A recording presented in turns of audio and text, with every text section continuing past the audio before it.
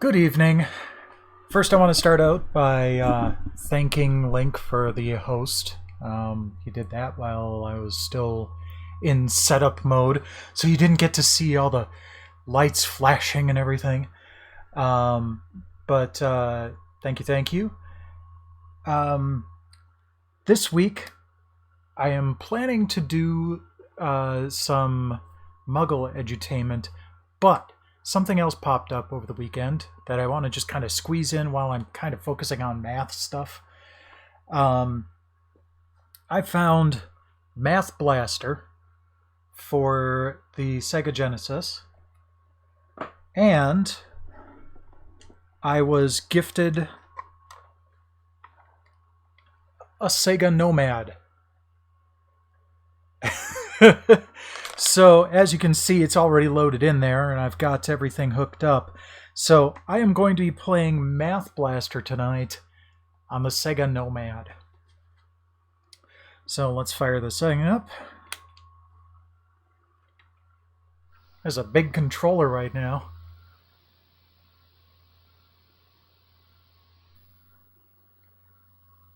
Licensed by Sega Enterprises Limited. And what's interesting about this, I poked at it just a little bit just to, make sure everything was hunky-dory. But it has kind of a similar feel to the Pico games that I've been playing.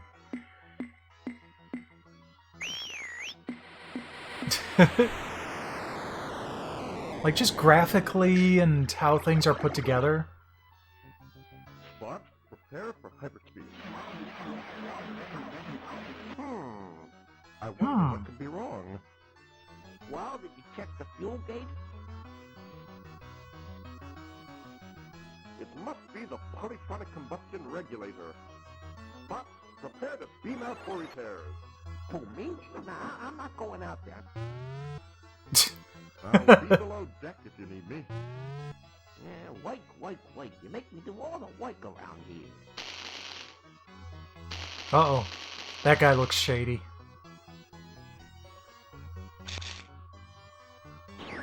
No! Hey!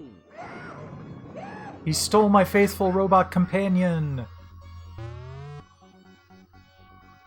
Spot, Spot.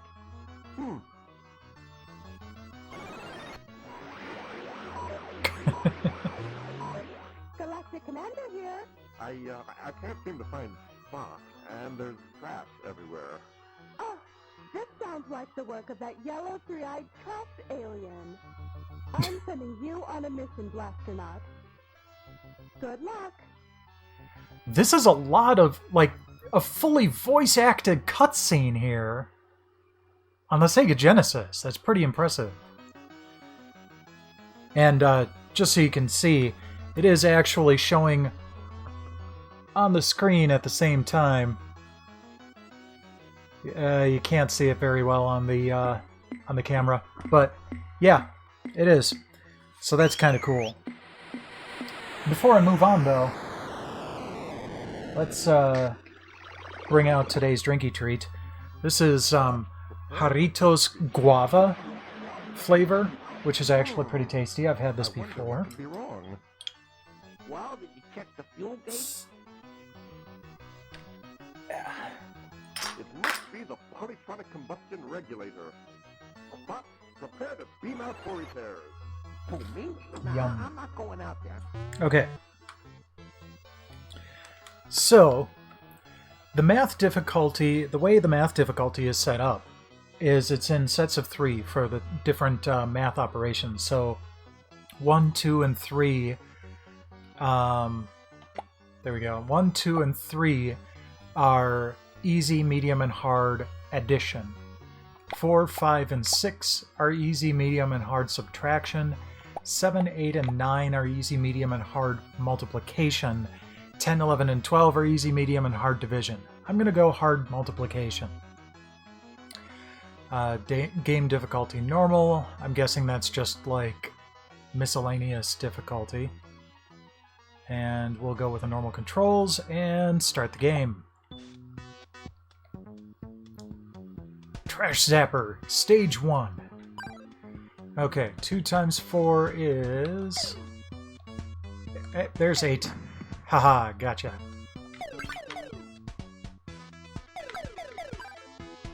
Oh, another 8, but the can drifted off screen. There we go. Gotcha.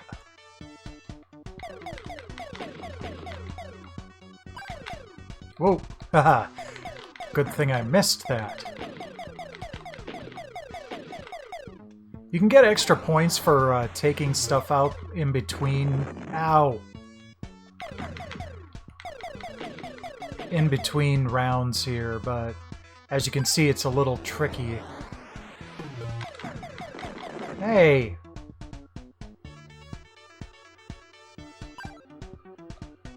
14 times 3... 42. Gotcha. Ah! Not giving me much time to get that thing. 10 times 2, where's the 20? There it is.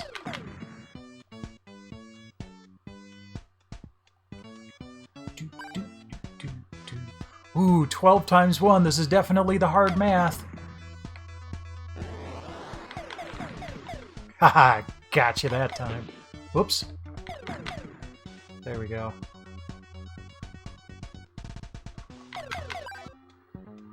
$17 times 2. Ah, phew. All right.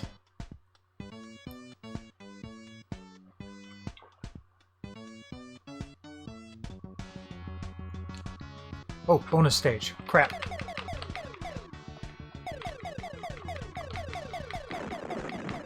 I'm not doing too good on this. Good thing it's just a bonus stage.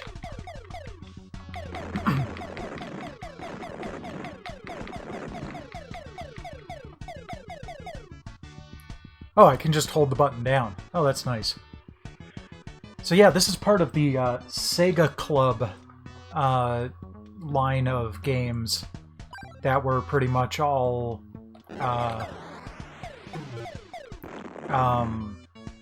edutainment style kids stuff, which is kind of cool that they had an entire, you know, line of games just made for making learning fun.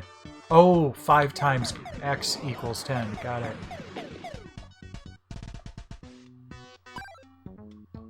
Six times 2, 12. I better be careful, I'm running out of energy. Thanks to that stupid spaceship.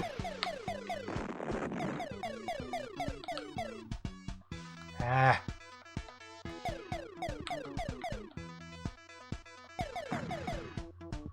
There we go.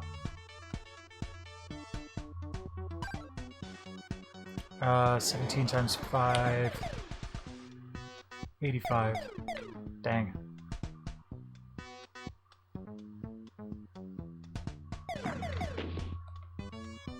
I wonder if this has a mode where you can play it with the Menacer. That'd be kind of cool. 12 times 3. Yeah.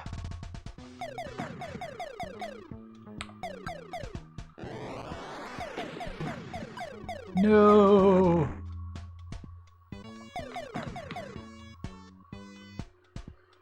Okay, I guess I get one more hit.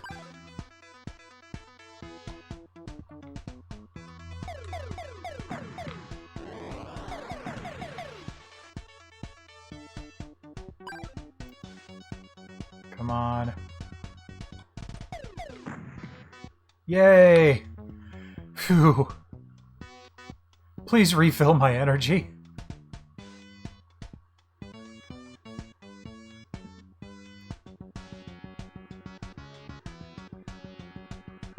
Ah. Moves on to the bonus level too fast.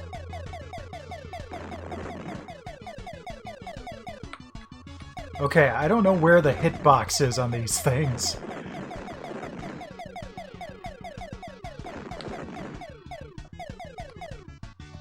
Oh well.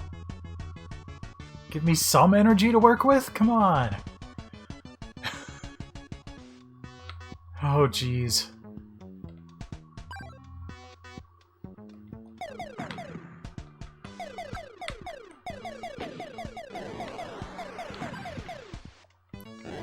Okay.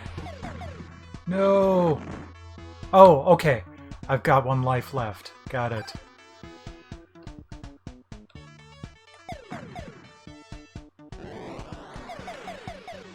Well, that's something at least.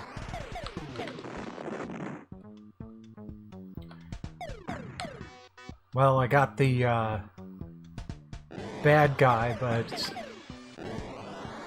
he was close to a bad number, too.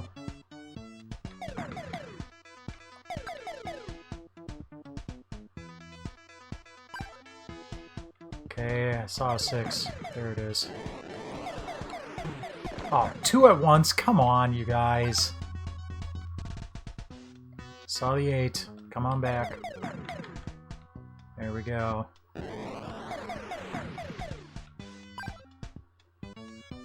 Okay.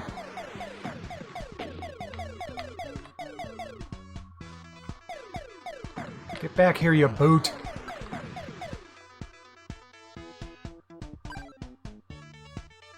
Okay, it's 56. I gotta wait for it to bounce back in. There we go. Ah!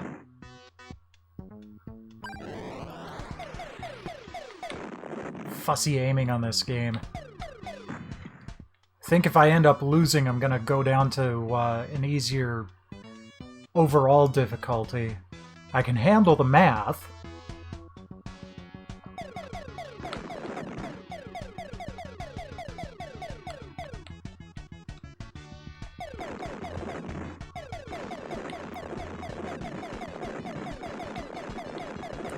Pew pew pew pew!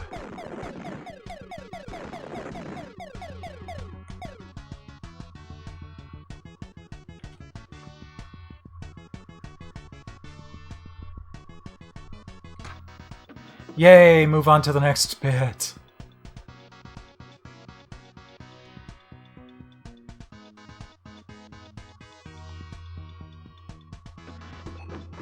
Am I playing Pugsy now? Okay, what do we got? 30. What am I trying to do?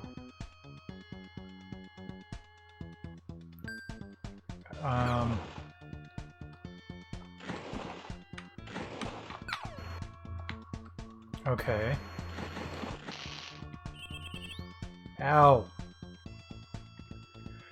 Okay. So 11 times 2 is 22. Do I need to, like...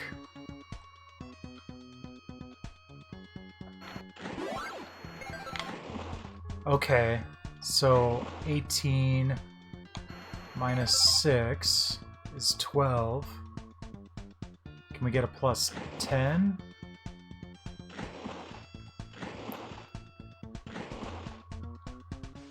There's a minus 10, but I don't want that. Or I could do a minus 7, because I'm guessing that one of the criteria is that either 5... No?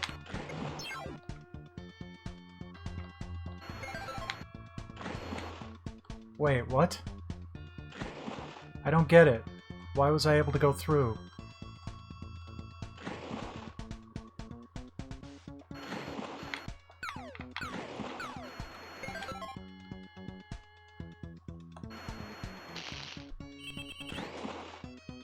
Okay.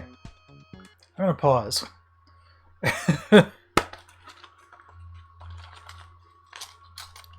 Okay, Cave Runner.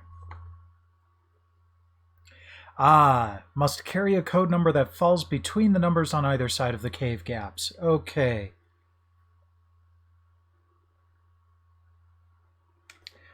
That makes sense. So, I need to have a number that's between 45 and 50.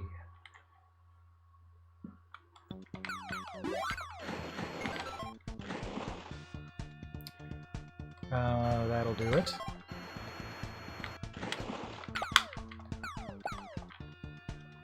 Alright, between 45 and 6. Alright, well that'll do it. Whoops. Alright, well I guess without even paying attention. Alright, between 33 and 40. That'll do it. Between 9 and 52. Whoops. Well, I suppose that still works. Hey!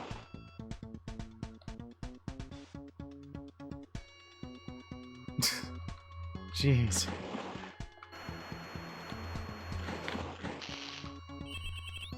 I didn't mean to go up there. Between 19 and 28. Okay. That'll do. Stage 2. That was a very Atari-sounding victory song. Alright, between 60 and 48. So, take that.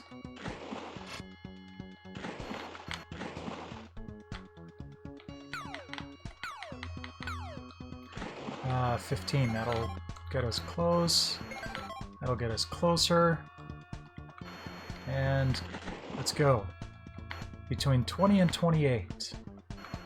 Give me that.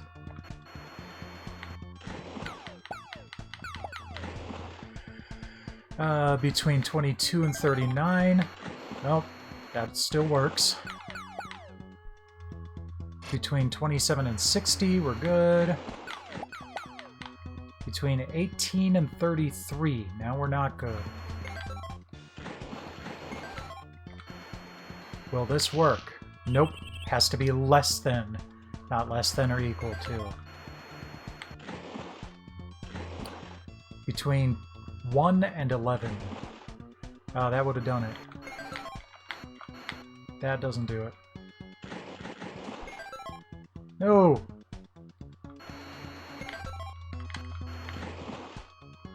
Wonder if negative numbers can happen. Hey!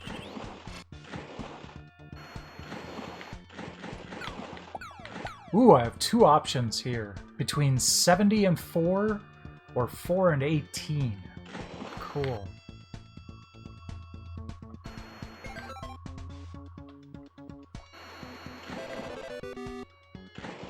Alright, between 24... Whoa, hey! Between 24 and 54. That'll do it. Okay, between 20 and 70. No! Crap.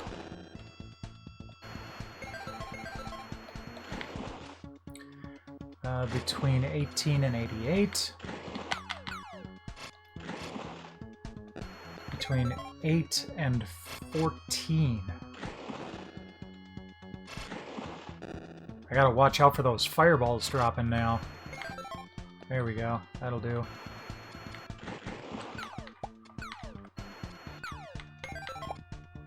Okay, between 24 and 54. Okay. That works. What do we have up here? Oh, just victory. Hurrah! That went better.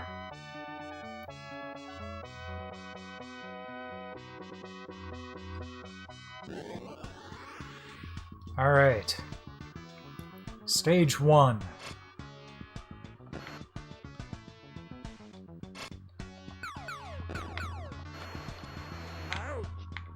Ouch! Oh, what am I supposed to do?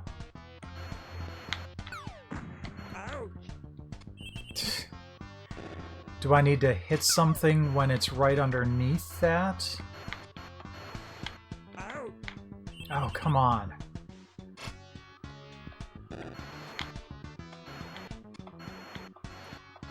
Well, let's try that premise here.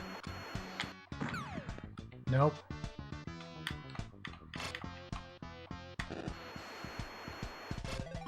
Oh, I just have to fly up into it.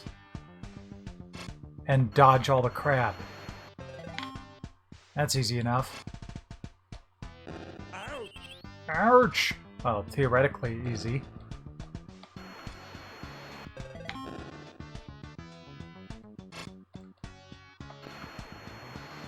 Oh, just barely made it. Okay. Gotcha.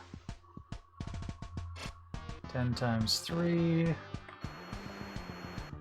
There we go. 4 times 4. 19 times 1. And it really likes that 19 times 1 thing, doesn't it?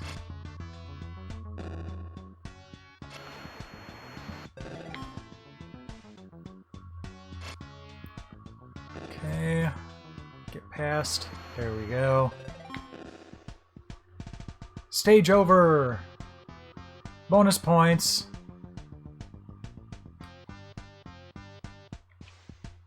That's a lot of bonus points.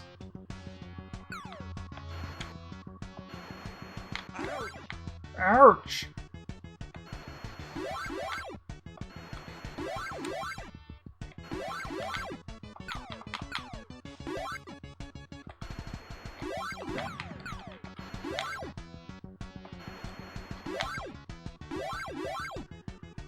Yeah, get all the gems, get all the shinies. Wow.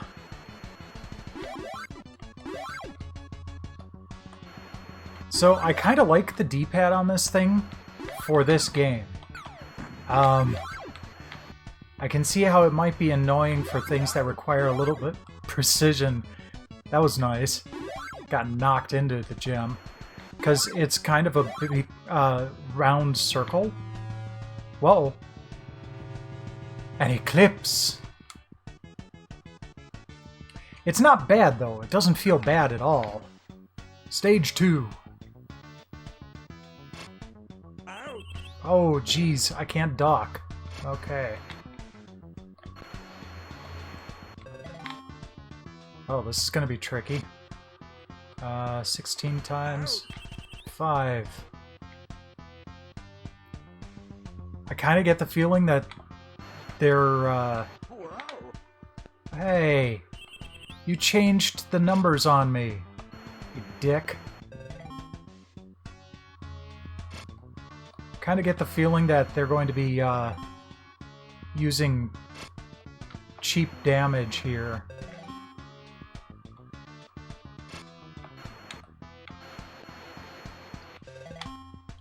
There we go. 10 times 2. 2 times 4. There we go.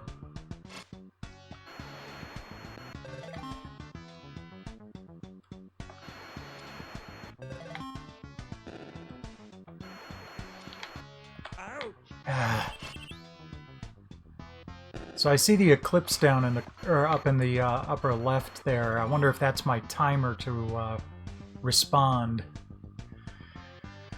Okay, another bonus round.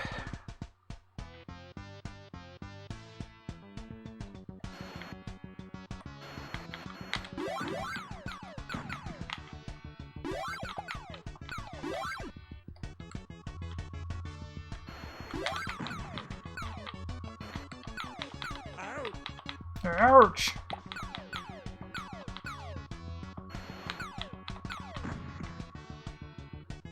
Okay. Last stage. Let's see if I can do this in under 7 hits. Okay. Got it. Okay, 3 times 8. Let me get up there.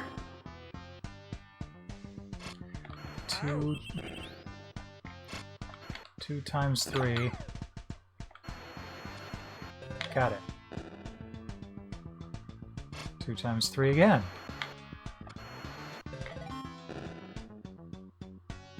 4 times... Ah!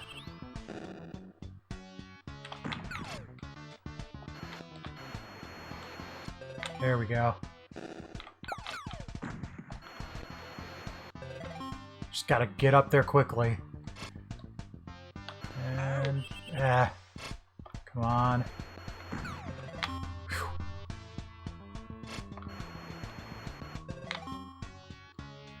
Don't give the screen time to fill up.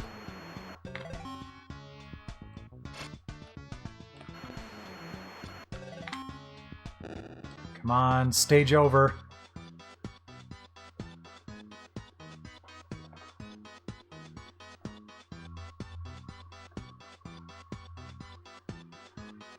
Yay! I'm up there now.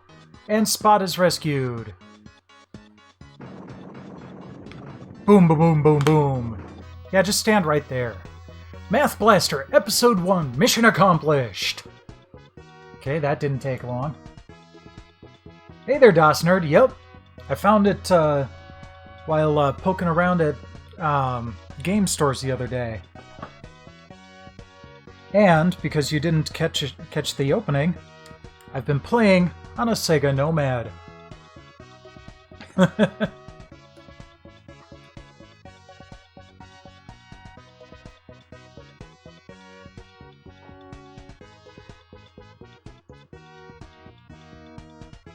Sadly, Episode 2 never released for the Genesis, as far as I can tell. I think this is just going to keep going until I hit a button.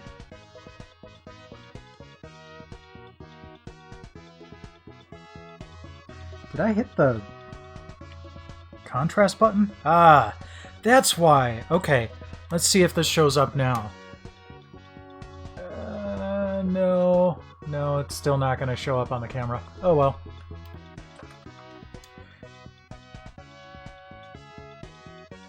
Screen looks fantastic, though. All right. So we're done with that. I just wanted to haul out that game and have an excuse to show off the Nomad. Now on to the Muggle Edutainment for the night.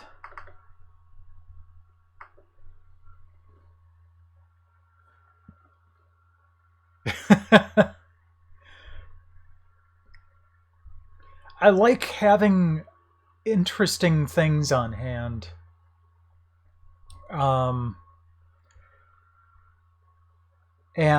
What's fun is that quite frequently I'll be at a used game store and they'll be like, "Oh, hey, I got something weird in. You want to see?" And the answer is almost always yes.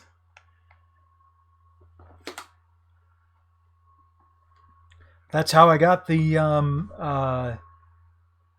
Lightspan Edutainment games.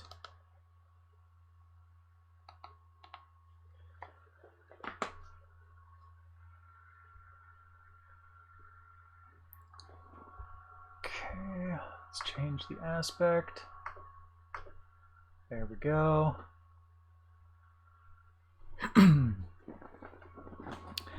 Now, I got everything set up.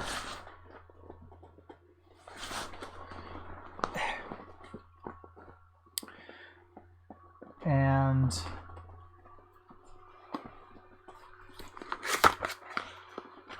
made sure that the camera would be able to see everything. And it looks like all I have to do is just put it on my recliner for it to work, so that's great. So, today I'm going to read a Wonderbook. And what's fun is it's augmented reality. So the pages look like this. Absolutely makes no sense to you and me. But it does to the computer program.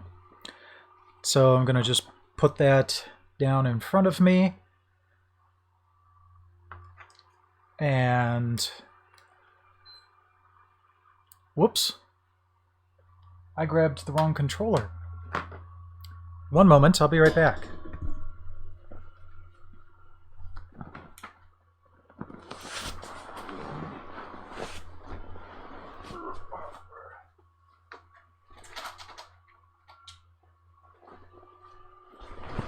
There we go. Okay. Now, ready my wand.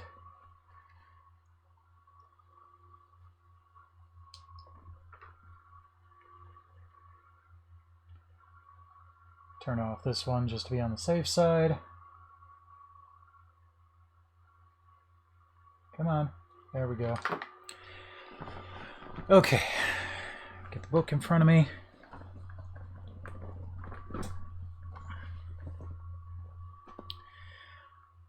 Okay. And let's dive into the Book of Spells.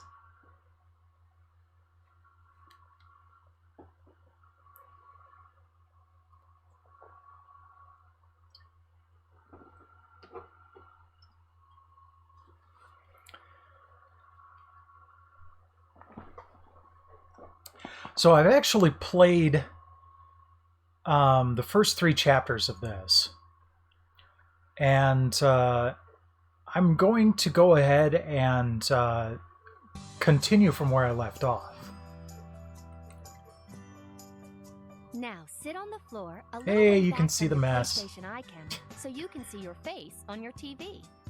Pick up your motion controller and point it towards the camera lens. Finally, place your. Although it's not that bad of a mess, it's just lots of technology. With the front cover facing upwards. If you can't see yourself and your Wonderbook on screen, try moving back a little. Oh, Press I the can see move both. button when you've finished.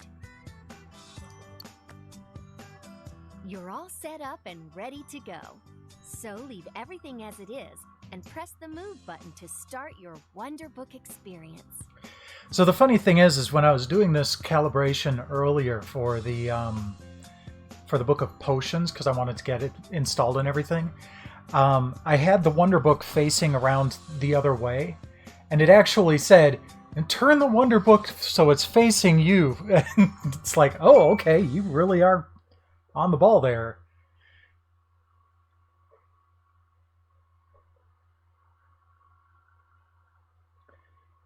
So normally when I do something like this, I've got a second camera pointing at what I'm doing. But since that's going to be handled by the game capture today, I'm not going to bother. Yep, there's my wizarding picture. Chapter 4. So there we go. There's the Book of Spells right down in front of me. I'll move it over a little bit. There's my wand. So now... Open your book. There's things left to do in this chapter. Yes, I know. Hold on for a sec. So, this, at one point, was able to hook up to Pottermore. And your house and your wand would be selected based on what you uncovered on Pottermore. So I am, of course, Ravenclaw, and I've got the wand that was chosen for me here. So we'll have to see what happens when I start up Book of Potions, because You've made a start. Pottermore integration has been taken offline.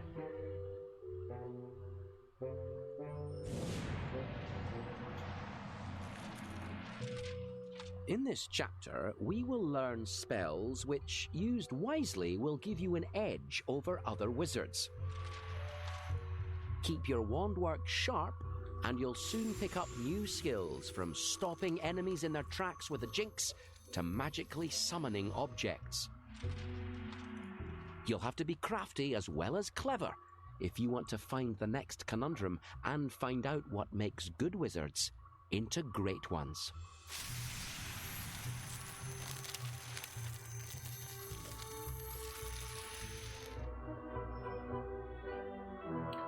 Alright. Oh, just turn the page. Got it.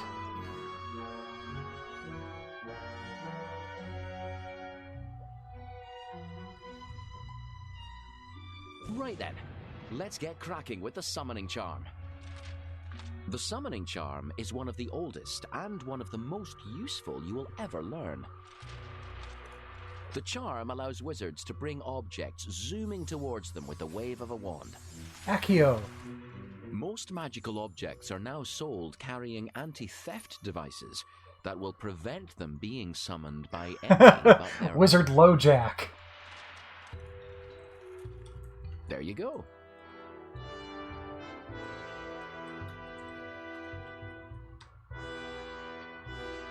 Okay. Anything else? Nope. Sometimes there's weird little things hidden in the book. Here we go. What tale about the summoning charm have we got in store? These are What do you feel fun. like? Reading the story? Remember, you can always cancel the story anytime by holding circle. Yes. Always want to read the stories. The summoning charm might seem a very Here, I'm straightforward gonna prop this up a spell, little bit. but its dangers were proven by a band of extremist anti-Muggle wizards who announced in 1743 that they had declared war on Muggle ways and Muggle behavior. Calling themselves the Axionites, their stated aim was to live in a manner beyond the petty concerns of Muggles. Their leader was a wizard called Gideon Flatworthy, whom the Daily Flatworthy. Prophet famously called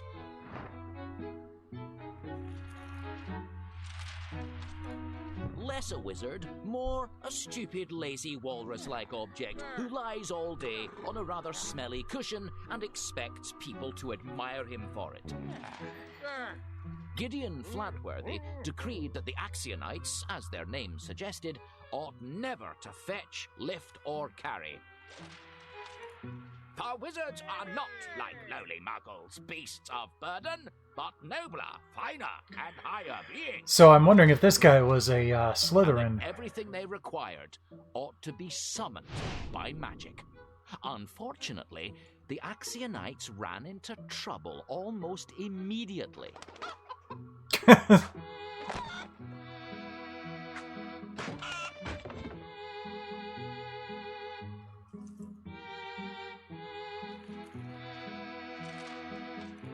Refusing to do anything as mundane and energetic as visit Gringotts Bank, they swiftly ran out of money. Flatworthy did not believe in working and declared that the only dignified thing to do was to axio more gold. This he attempted to do by pointing his wand in the direction of a nearby goblin workshop. In one sense, his plan worked. Several exquisite pieces of goblin jewelry, as yet unfinished, so without anti-theft charms upon them. Point your wand at that paper tab on the edge of the book and pull Oh, it out. yeah, sorry.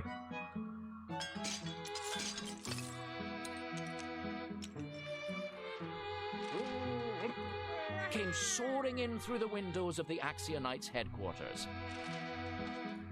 The idiotic Flatworthy was still trying to fathom how he might sell his stolen treasures without leaving his cushion,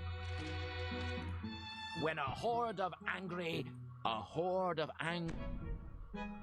That definitely wasn't right. It's always fun to get the wrong answer at first, just to see what happens.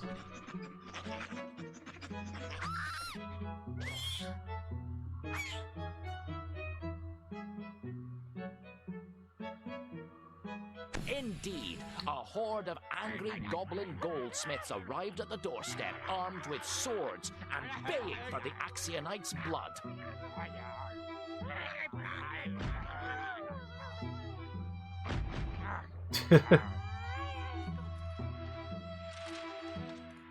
Flatworthy and his companions disapparated at once and re-established themselves in a dark basement. Aware that they were still being hunted down by fearsome goblins and growing both hungry and thirsty, Flatworthy attempted to summon both food and drink to their basement lair. Axio birthday cake! Naturally, the sight of cakes and wine flying along the streets towards the Axionites' hideout immediately alerted their goblin pursuers to their whereabouts, and they were forced to... What do you think they did? Sing loudly. No, that's not how it goes.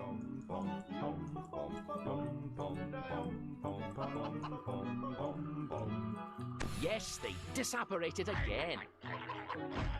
They should have at least grabbed the cheese wheel. This time to a remote cave in Pembrokeshire. By this time, most of the Axionites were becoming disillusioned by Flatworthy's leadership. And most of them decided that they would rather lower themselves to do some Muggle-like things. Like shopping, working and carrying groceries, rather than starve in a cave.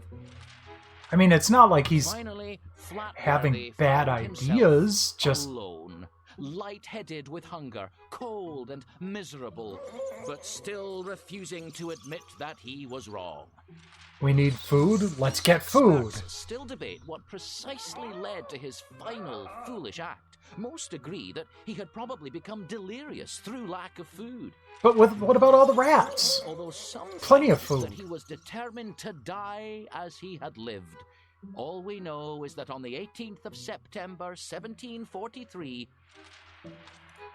Flatworthy attempted to summon himself Oh, to an entire jeez. farm, complete with livestock, cozy cottage, and well-stocked larder. Naturally, the buildings would not shift, but the furious farmer followed his flying cows to the cave on the hill and discovered Flatworthy, still lying on his cushions, but crushed to death beneath a pile of hay bales and cattle. A clear case of careful what you summon. See, there you go. Just grab the cheese wheel and go.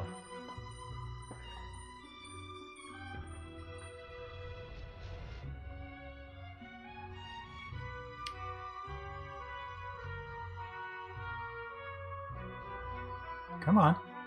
There we go.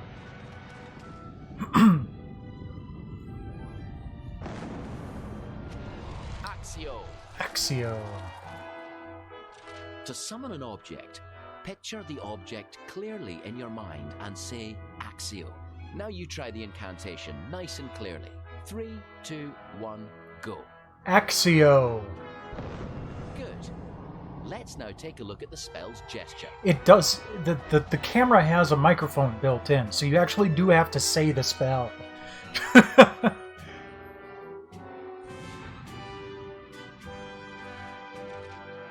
To summon an object, make a bump from right to left with your wand.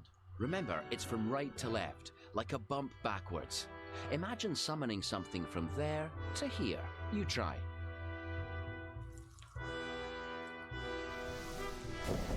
Good. Do that once more, but this time without any help. Well remembered. That's it. There we With go. this spell, you point your wand at the item you wish to summon, then press the T button. Alright. Next page.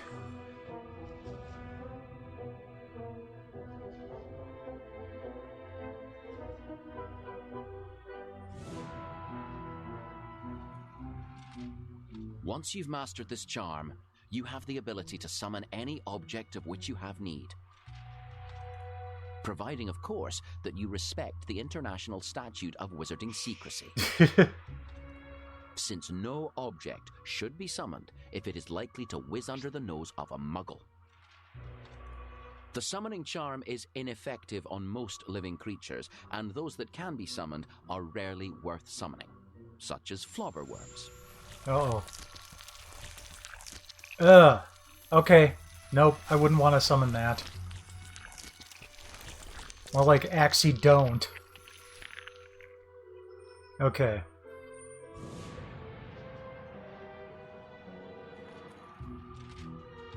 It's time to build up your summoning skills. Remember, as you cast the spell, concentrate your mind on the object you want to summon. Oh, the summoning charm. Ah, this classroom is in a state. There we go. Right, we've got a chessboard, but no pieces. Looks like you'll need to summon the chess pieces dotted around the classroom. Ah, the rook.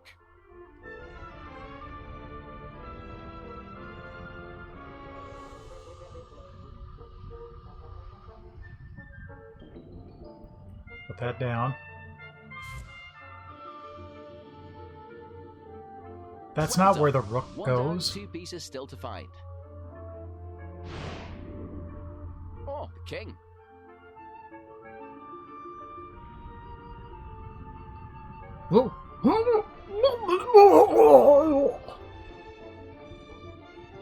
Pardon my royal vomit, I'm spinning around quite a bit. That's it. You're getting there. 1 piece left. Ah, the knight.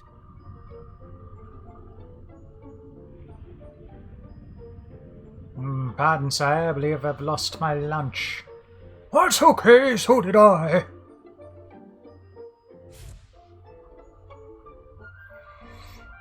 Nice summoning.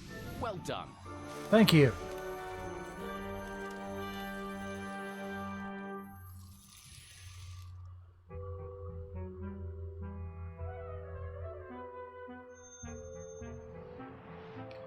Okay. Let's find out how you did. You're on your way to real spell. Yay! It 15 captured me high scratching points. my beard. 15 points for Ravenclaw.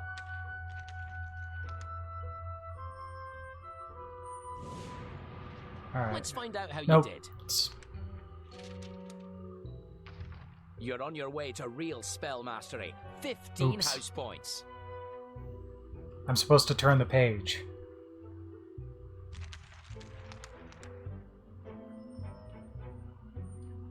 There we go.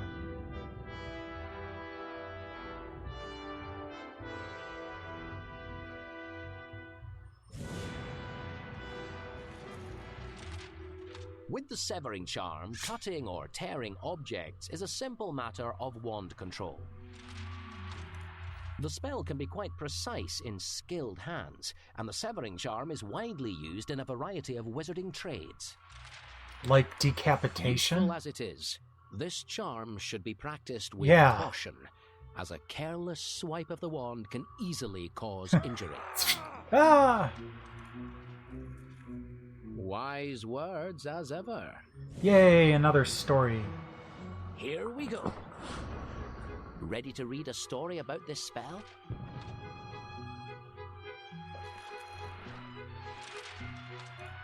The Severing Charm was created in the 15th century by wizarding seamstress Delphina Crimp, Crimp! who created it as an easy and convenient way of cutting cloth and thread. Prior to the invention of this neat, precise spell, wizards were apt to burn or shred anything they wished to cut. However, while Madame Crimp's invention benefited her work, it nearly cost her her life. Witches and wizards were subject to persecution in the 15th century, so Madame Crimp, who had become one of the most fashionable dressmakers in London, Must be before preferred the to pretend that she had strict no separation of magical wizards and powers. muggles. Unfortunately, the great beauty of her dresses and cloaks aroused considerable envy among other tailors, many of whom were convinced that she knew some secret that they did not. Oh! Even the ugliest. Oh my. I Yes! try the other tab.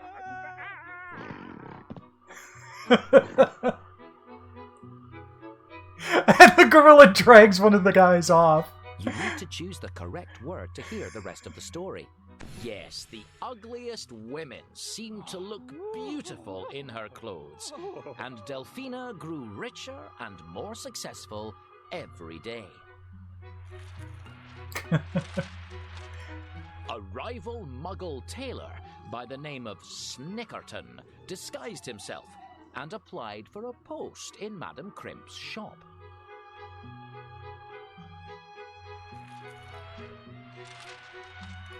After several weeks, he could find no evidence of magic, except for the fact that there were no scissors in Madame Snickerton. Crimp's workroom. Snicker snack.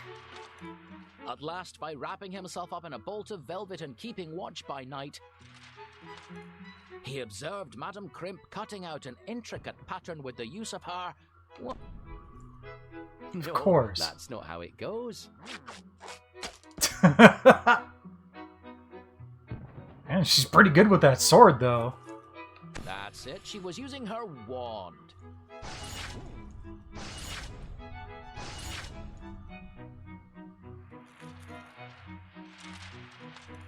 The following day, Snickerton led a band of men to arrest the accused witch. Cornered at her shop, she was unable to explain why she owned no scissors. She had just kept a Snickerton pair of insisted scissors that around. her hands should be tightly bound to stop her cursing them all, and set about searching for the wand he swore he had seen her using. After several hours, however, he had found nothing suspicious, and his friends were starting to doubt him. Because he stopped short of a cavity At search. last, Madame Crimp asked whether she might at least be unbound to scratch her chin, No, I on haven't. which there was a large wart. Unable to see the harm in this, her foolish accusers agreed.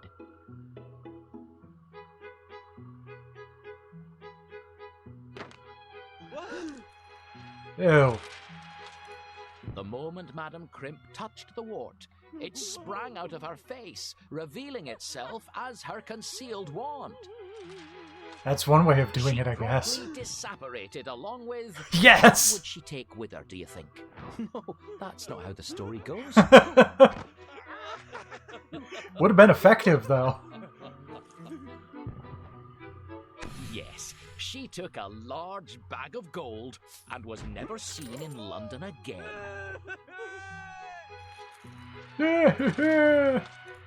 However, from that moment onwards, Snickerton, the tailor, was unable to produce any item of clothing, no matter how securely he locked it up overnight, without finding it shredded Nice. to ribbons every morning. Legend has it that he died insane, convinced that he was being followed everywhere Jeez. by a giant pair of invisible scissors.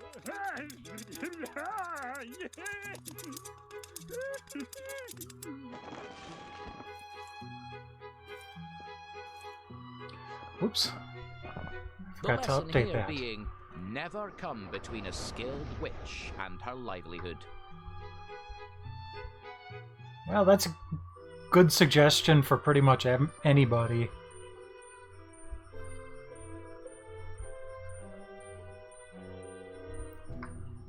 Just give me one quick moment here.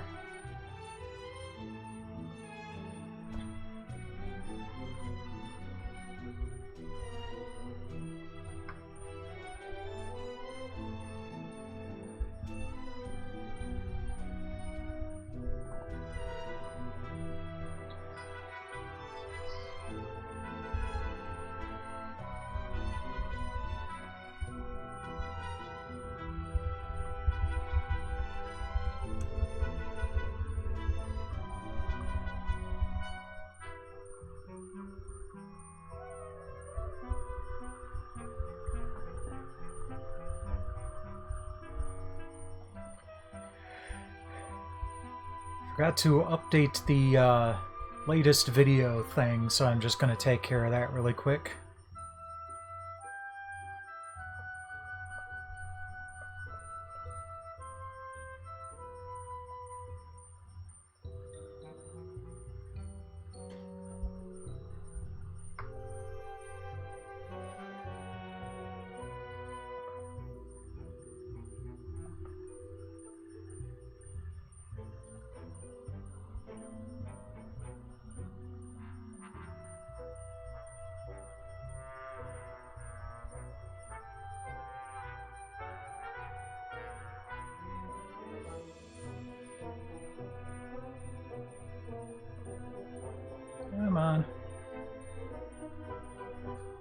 is.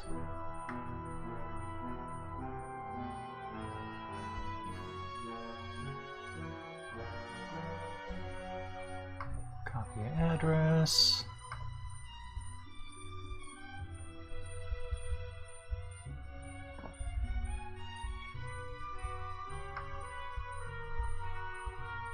There we go.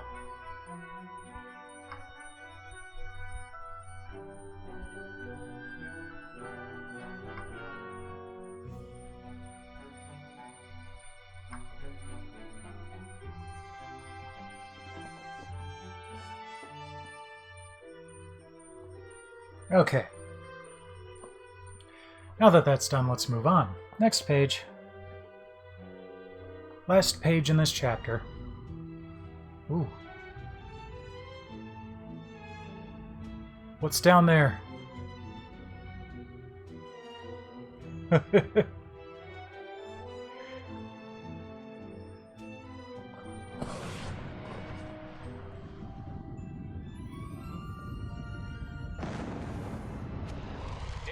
Defendo! The incantation for the severing charm is Defendo. Use it with care. Now you try the incantation. Nice and clearly. 3, 2, 1. Go. Defendo! Good. Now let's move Good. on to mastering the spell gesture.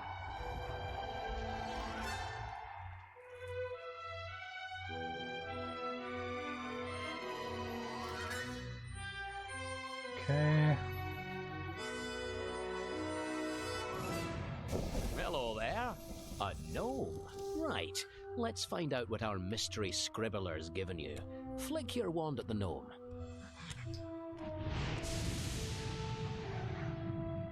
The disillusionment charm. Interesting stuff. You've disillusioned him. What if he wanders off while he's invisible? Heaven knows what he'll get up to. Ah, we can track him from his dirty feet. Only for so long.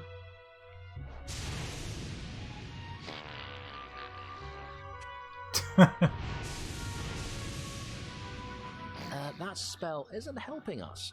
Tap circle to stop it, then we'll see what's what. Ah, our gnome's returning to normal. Didn't like the thought of an invisible gnome hanging about the place. Ah, I'm Finished sure. here. Very well. Remember, you can pull up the scribble again if you like. There's one other thing poking around there.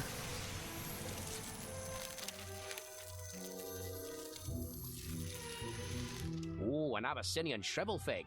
Perfect for potion ears. Cut off some of those shoots, would you? Flick your wand to use Defendo. You'll need to cast Defendo again to move on. Oh, Well remembered. you haven't even showed it to me. I just read it from the book. Excellent. I'll take that. Oh, that's it. Nice. And that was the last one. Excellent. Happy I could help.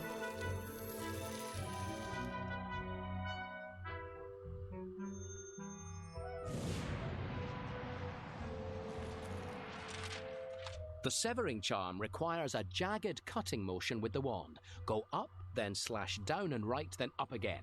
It's like a letter N.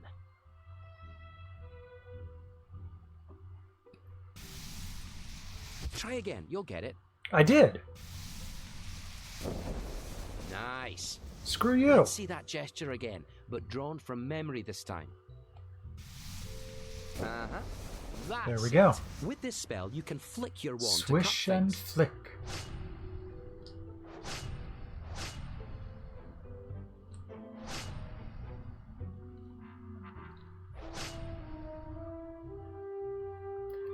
Okay.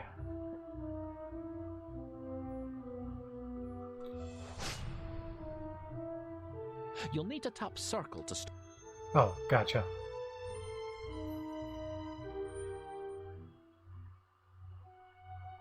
Right, that's the back of the book. Turn your book over to the Thanks. I figured that out. Remember, just point your wand at the book. Then pull the T button to choose what to do next. You're ready to start part 2. Point your wand to choose it. Chapter 4, Part 2. All right.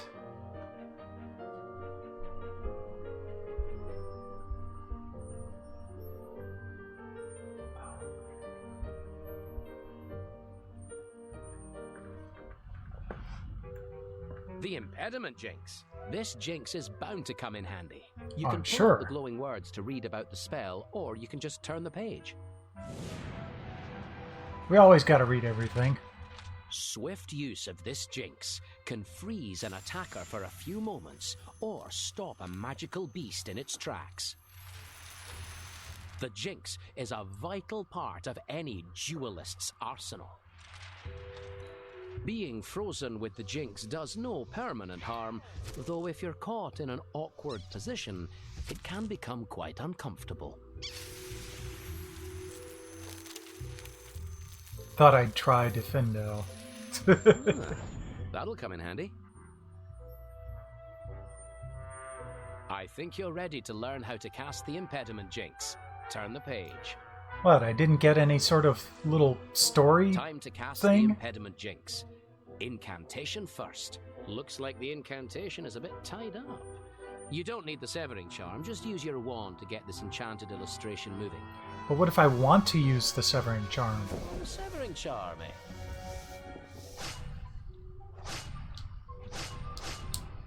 You won't be able to read the... Ah, fine.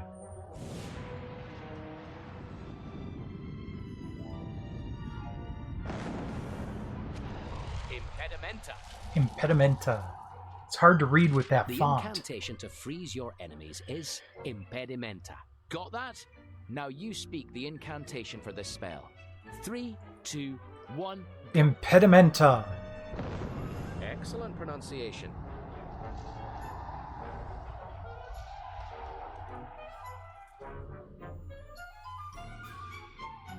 That's the incantation done. Gesture next. Is there anything else hiding in here? Nope. Okay. To freeze your enemies, perform a straight slash to the left. Handy in the heat of battle. Great! Once more, this time draw the shape from memory. No, give it another go. Spot on. Great. You can Sorry, flick the this first one dueling was a little spell too towards your curved. foes. Another gnome. Quite the attention seeker. See if you can Yay, I got a catch him trophy. with Jinx when he's in a funny pose.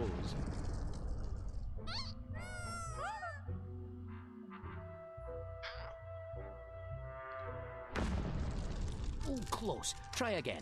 This time, use Well, the he's not Jinx to making a do one of his pose. poses. There we go. Charming. He eats his vegetables, that's for sure. What is that supposed to mean?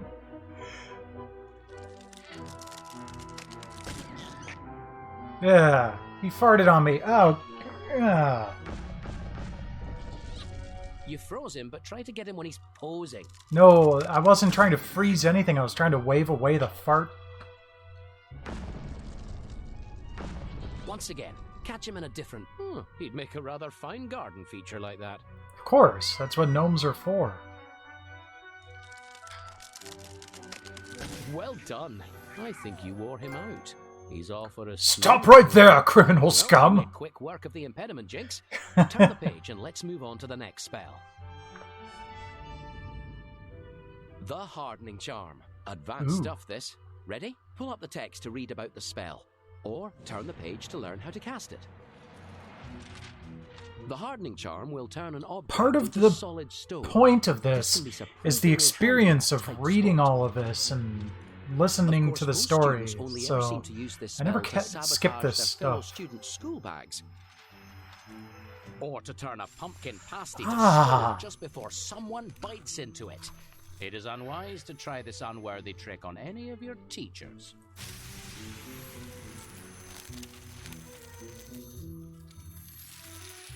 Miranda makes a good point. Good work. Another note from our cheeky student scribbler. Someone didn't pay much attention in class. A pixie.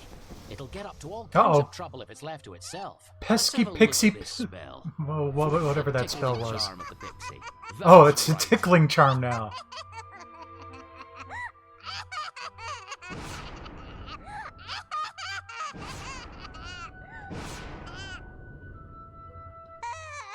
What? There No, you go. come back. Time to learn to cast the spell.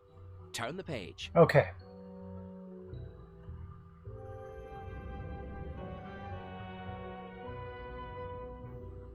We'll learn the incantation first. Pull up the illustration on the page.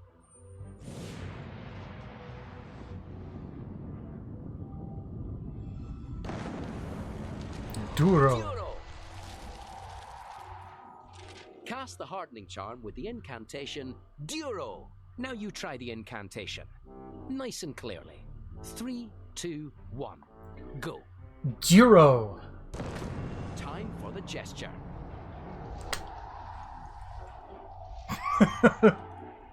Well, that's a gesture. Pull up the gesture diagram to finish learning the spell. To cast Duro, first start at the bottom and go straight up, then curve round and down. It's like a capital D for Duro. Good. Do that once more, but this time without any help. Yeah, unfortunately, it's not churros.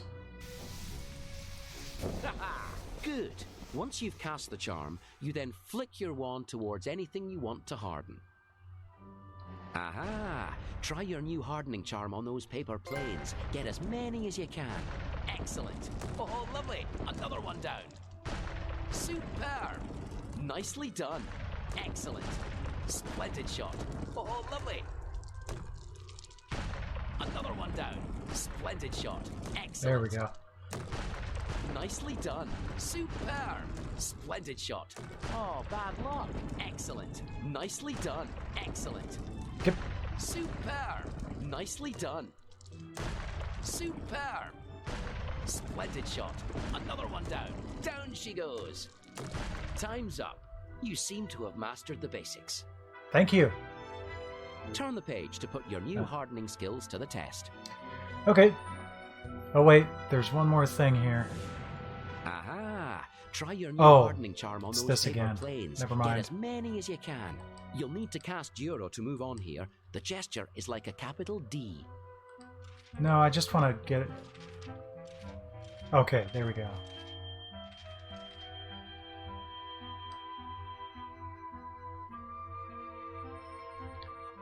Alright, next page. Right. Time to practice your new spell. Pull up the illustration on the page to begin. Ready to go? Pull up the Niffler picture to start. Niffler! Such a cute little thing. Here, you'll be practicing your new hardening charm. You'll need to move fast. The charm doesn't last forever. Doesn't stay hard for We're long. back in the herbology greenhouses.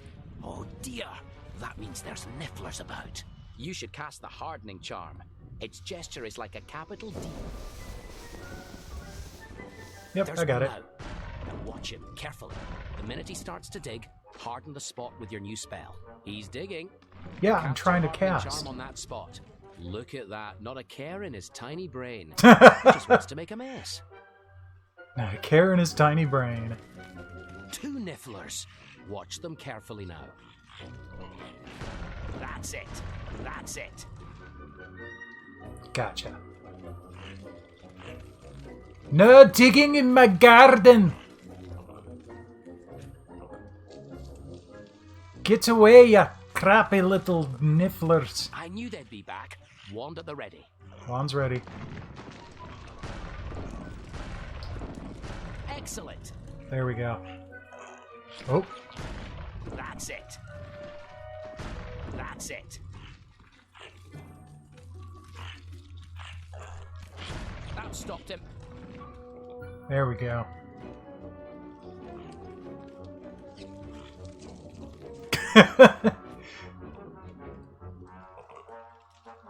I'll take that as a compliment. Oh, watch it. More unwelcome visitors. Now the other one. That's it.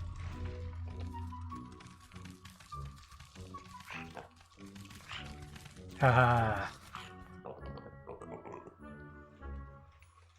Not going to deal with me anymore, huh? I knew they'd be back. Wand at the ready. They're digging. Stop them with your hardening charm. Nicely done. Persistent little boogers. Nicely done. Great. Nicely done.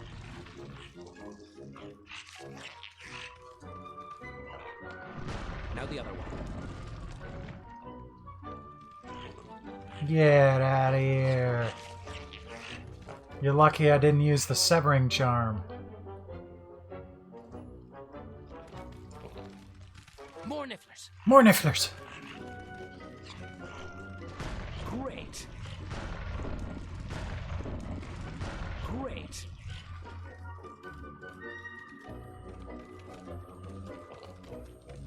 Bye-bye.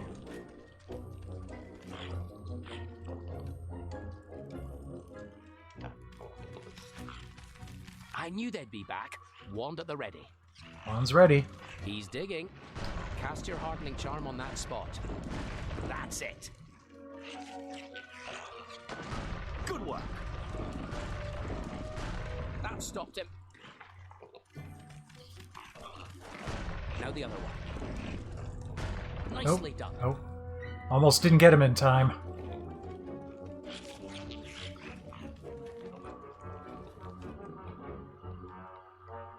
Those nifflers didn't do too much damage. 10 house points. 10 house points. Yay!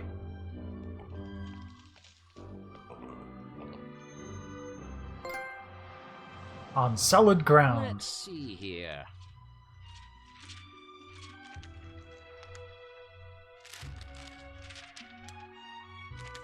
You seem to have taken to this spell. 10 house points. What can I say? I love getting things hard.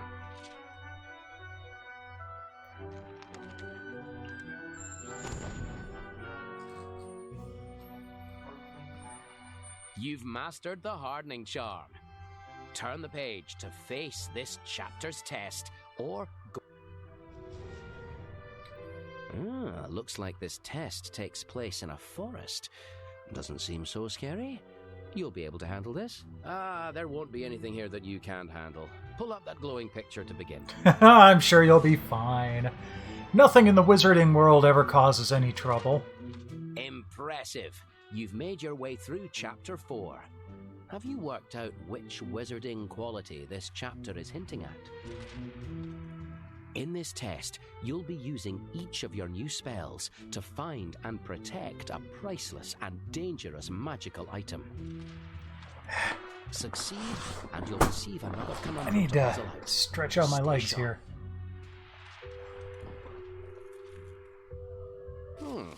Hope you like the great outdoors.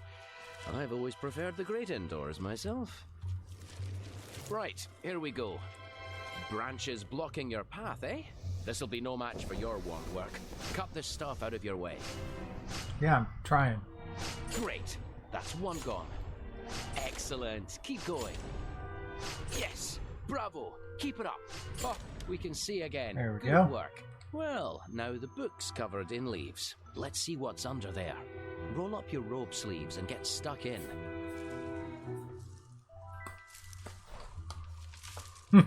Aha. A nest. Find It looks nest! empty, though. A dragon! Uh-oh. Oh dear. That means this nest might be missing a dragon egg. Let's hope the mother doesn't think we've pinched it. Pixies! What are they up to?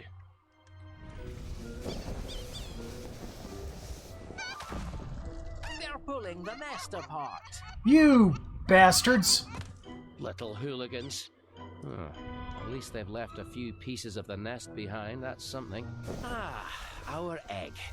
It's fallen out of its nest and into that mud. We can't rescue it until we've rebuilt that nest. First, we'll need to stop the egg sinking. Use one of your spells to make that mud harder. Oh, Yes, well done. Very good. The start of a what new was the home for the hardening? egg. Again, Good work.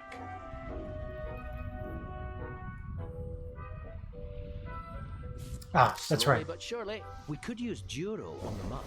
The gesture's like a letter D. Right, There let's we go. rebuild the nest. Gather up all those twigs and branches.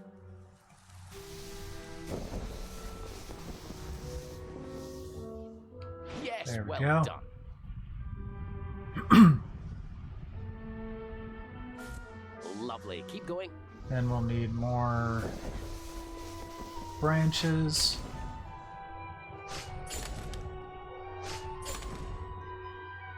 I think you'll need to hit the branches more than once to get enough twigs together. Ah, there we go. You can cut plenty more twigs for the nest from these trees. Alright, that's it.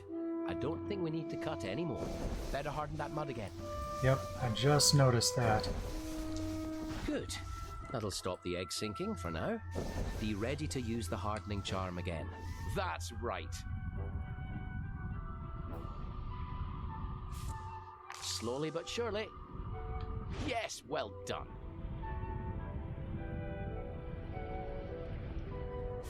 Another piece. Good. Well done.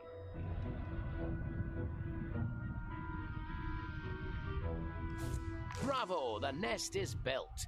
Our little egg has a new home. The new nest is finished. Time to retrieve our egg. Oh, the pixies are Oh, back. no, They're you just don't. messing about, but if that dragon returns and finds the egg gone, it won't be happy. The egg's sinking again.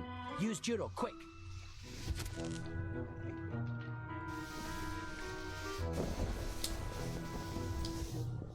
The egg's sinking. Trying to. You need to stop There it. we go. Use a spell, quick. You can't summon it while there are pixies still loose. Use a spell to stop them interfering. Yes, one pixie down. Hurry, get the others. You got him. That's it. Summon the egg, quick.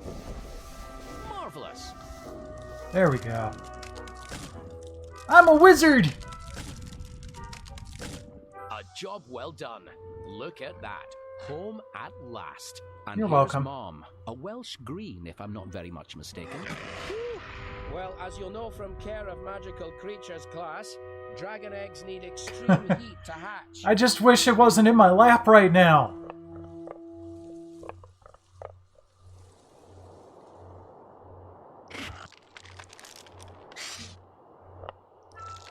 Hey, tiny little baby dragon. Here we go. The little fellow's ready to face the world, thanks to your spell-casting efforts. Bless you. Let's make sure we don't bring this one back to the library.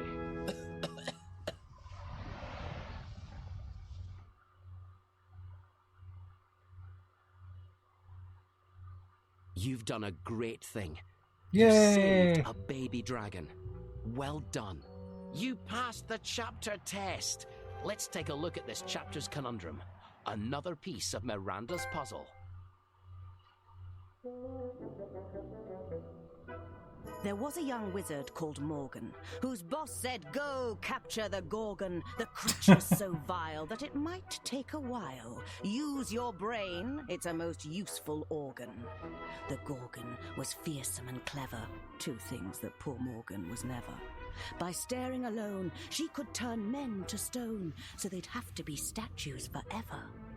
Morg's friends told him, think out a plan first. But of all things, he hated to think worst. Don't make such a fuss. I'll just take a truss and trap her before I can be cursed. He tried, sneaking up from behind her. But here is a little reminder. The mirror was made as a rear viewing aid. Thus the Gorgon watched Morgan come find her. They stared in the glass, Fiend and Morgan. 4 eyes met, of man and of Gorgon. With no time to moan, Morg was turned into stone, and he never came back. He was Forgan. What was the Gorgon which Morgan was not? What traits did she have while he was a clot? What ought you to be if you would survive? What qualities help you in staying alive? Cleverness? Not being an idiot? Using your head?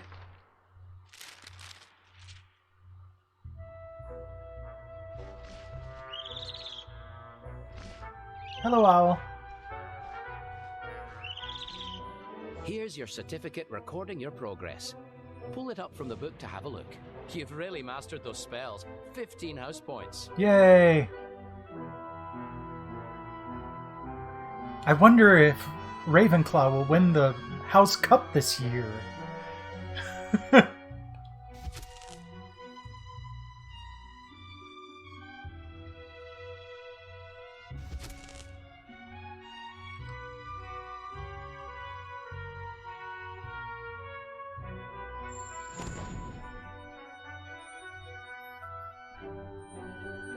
done it. You finished the chapter.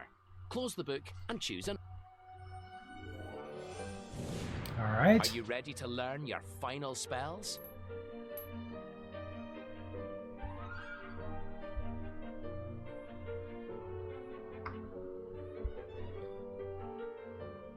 On to chapter 5. Chapter 5, part Last 1. chapter.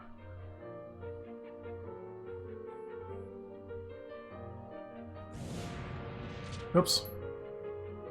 Chapter That's right. 5. I have to actually open the book. I don't know why that's such a hard thing to remember. We've reached the final chapter. Are you ready?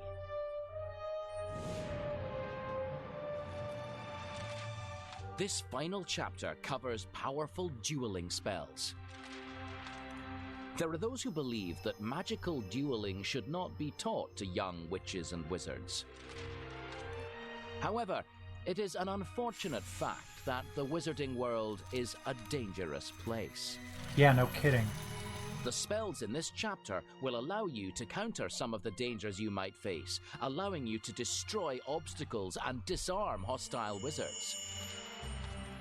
And finally, you will learn a powerful protective charm, which will require all of the magical skill you have learned so far.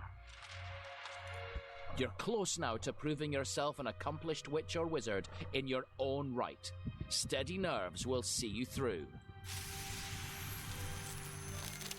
Sometimes you can wiggle your wand at some of the words and it'll do like a Oh, little look at that, shimmer another or something. collectible. Okay. You've come a long way. Now is your... The Disarming Charm. If you have to combat dark magic, then this spell is a vital part of your arsenal. That's it! The Disarming Charm will cause an opponent's wand, or in fact any item that they're holding, to fly out of their hand. Historians disagree about the origins of this charm. Some claim that it was invented by Merlin himself. Others, that it was in widespread use in Madagascar as early as the 11th century. Yeah, but I thought Interesting stuff. the story. King Arthur Famous thing duel happened with the Disarming Charm, perhaps. before the Hold up to 11th read, century. Or turn the page to learn to cast the spell. Oh, I want to read. Settle down and prepare to be entertained and educated in equal measure. That's what we're here Fancy for. reading a story about this spell? Remember, you can always cancel.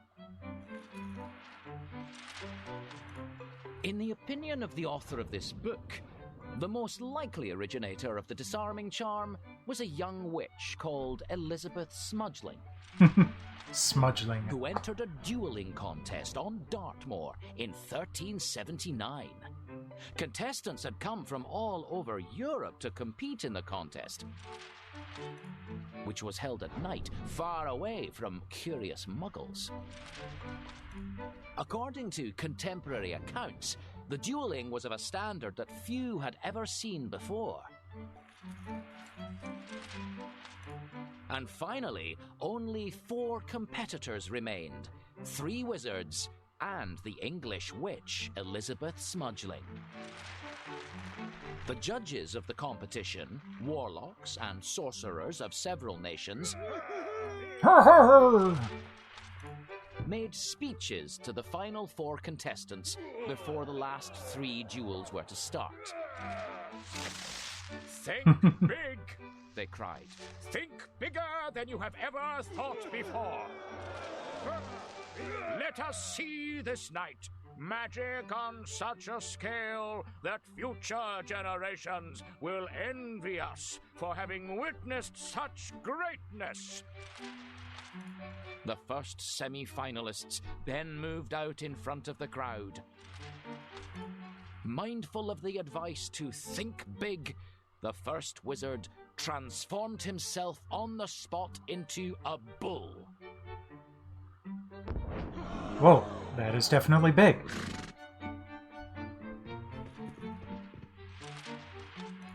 And charged the second, who it seemed would be killed. But thinking quickly, he changed himself into a... Yes. No, that doesn't seem right. That seems very right. Look how cute that is.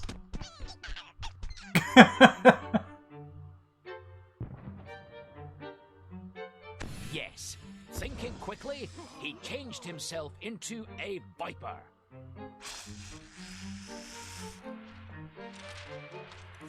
Which bit the bull on the leg and sent it crashing to the ground in agony.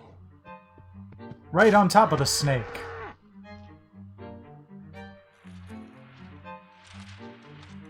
The second wizard then took on the third.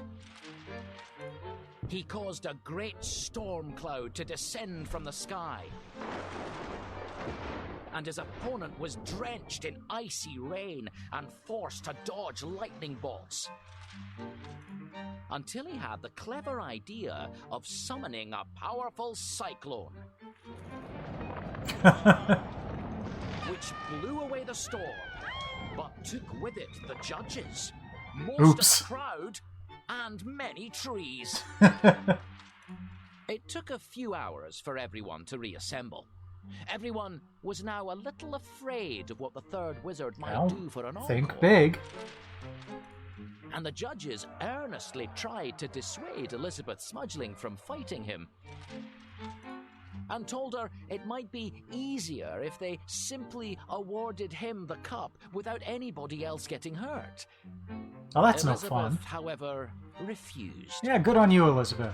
Don't throw On the the fight. count of 3, the wizard opened his mouth wide to utter a long and complex incantation that would, if he had finished it, have caused a mountain to erupt out of the earth and collapse on Elizabeth's head. Oh, jeez. That's a bit of The only overkill. problem was that she had already said a quiet Expelliarmus and removed at once the source of all his power.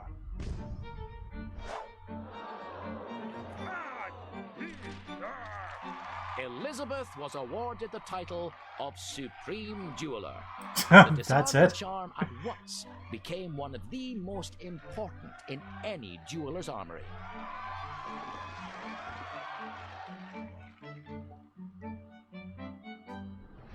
Oh, what a story! Ready to try the disarming charm for yourself? Yeah, sure. You've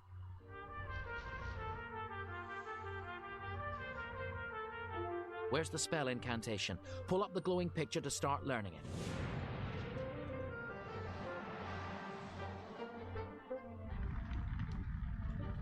Goodness, you'd better put out that fire. Your water spell would make quick work of this.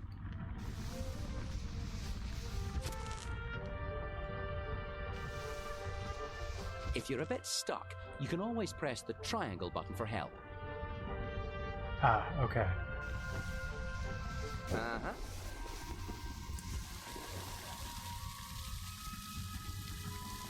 Come on. Get on there.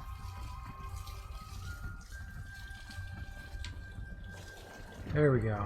Hold the T button, and good work.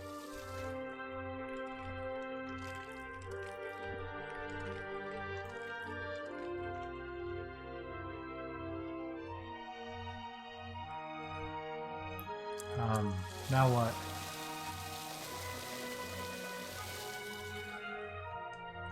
Oh. Just give the book a good rub with your Oh, hands okay. to clean off that soot.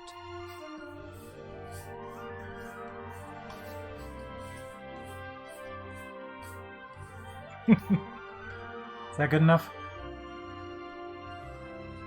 Good as new. Okay. Fortunately, your book is protected by powerful enchantments for exactly this reason. Now, No if doubt. you've quite finished fooling around,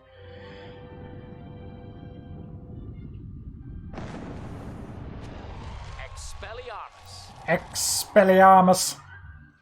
The incantation for the disarming charm is Expelliarmus. Speak it clearly and use it wisely. Got that? Try to speak the incantation for this spell. 3, 2, 1, go. Expelliarmus. Brilliant. You've certainly mastered the incantation, so let's move on to look at the spell's gesture.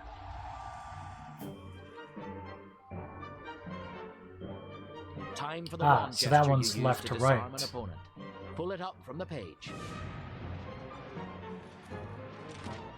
The wand movement to disarm is a quick, straight wand move to the right, ideal for reacting quickly in battle. Well done. Now make the gesture once more, this time from memory. That's it. Right. To disarm opponents, you flick your wand. Oh, you'll need to recast the disarming charm to move on here. No snoozing now. Try flicking your wand to practice aiming. When you've got the hang of it, you can just hold the circle button to move on. Aha! Another of our mysterious notes left by our even more mysterious student scribbler. You can pull it up with your wand, or turn the page if you want to move on.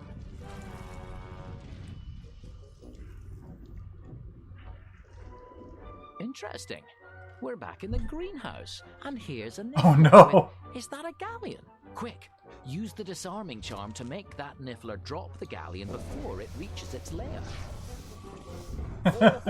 Oh, excellent! You gave the furry thief the fright of its life. But what if he earned that galleon? Nicely done. Look at him go. No need to press the move button. That's the right spell. Yeah, but I wanted to Axio the galleon. The fright of its life. Quick, use the disarming charm to make that niffler drop the galleon before it reaches its lair. Nicely done. Look at him go. Another galleon rescued. Wonderful spell casting. You saved another galleon. Another galleon rescued. Another furry thief. I bet he's after that galleon. Nicely done. Look at him go. All the cash on the ground here. Nicely done. Look at him go. Another galleon rescued. Wonderful spell casting. You saved another galleon.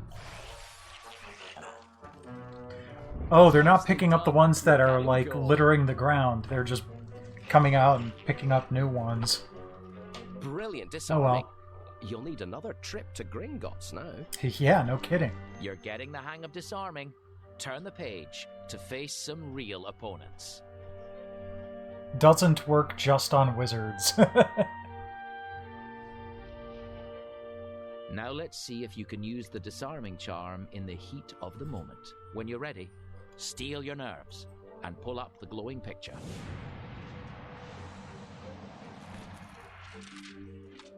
When learning defensive, You know, I wonder magic, if there wands is no have substitute the for little, practical experience. you know, As before, band you will around practice the this spell end in a so they space don't created fly out of by your the hands. book, That would with kind of opponents ruin who will be doing an their Expelliarmus, best to wouldn't it? jinx and hex you. Focus on Expelliarmus for now. You won't be able to use your other dueling spells in this practice. Got all that? Right. Prepare Got to it. duel.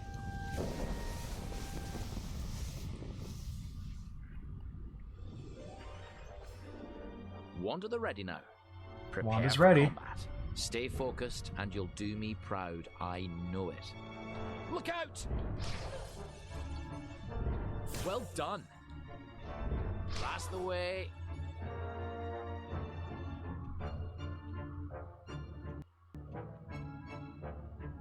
Get him! Nice. Lovely spell work. Beautifully disarmed.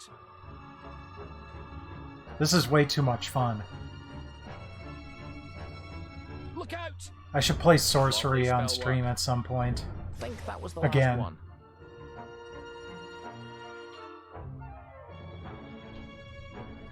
Another wave of opponents.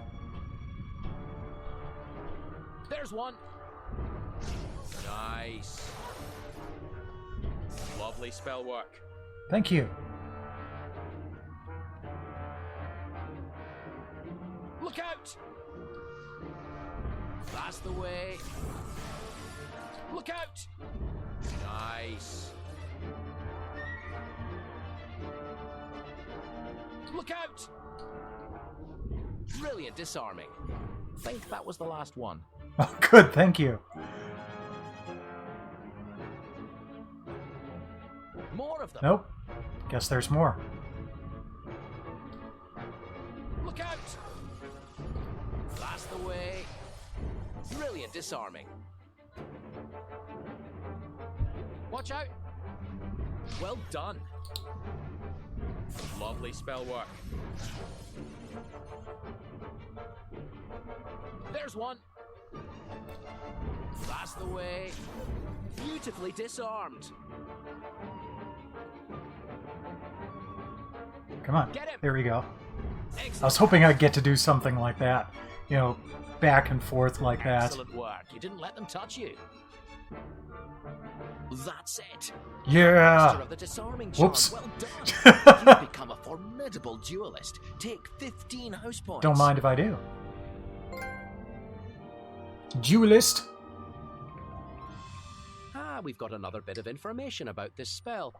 Pull it up if you'd like to read it, or you can just turn the page. No, definitely. Here we are. Oh, Let's okay. see how you Well, did. let's get this done first.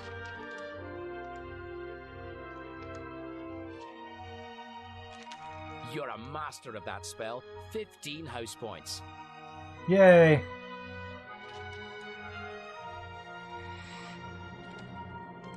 Another little extra bit of information on this spell. If you want to read it, you know what to do. Or you can just turn the page. The disarming charm is central to formal wizard dueling, where disarming one's opponent is considered an honorable victory. Unfortunately, real duels are rarely honorable. Nice of them to Hostile make that or point. dark wizards will certainly use every unfair tactic against you. And this is to say nothing of your fellow students. The lousy bastards. Now you've mastered this spell, time to move on to the next. A powerful curse. Turn the page. Time to Oh. find out how well you did. Alright, turning the page. Pull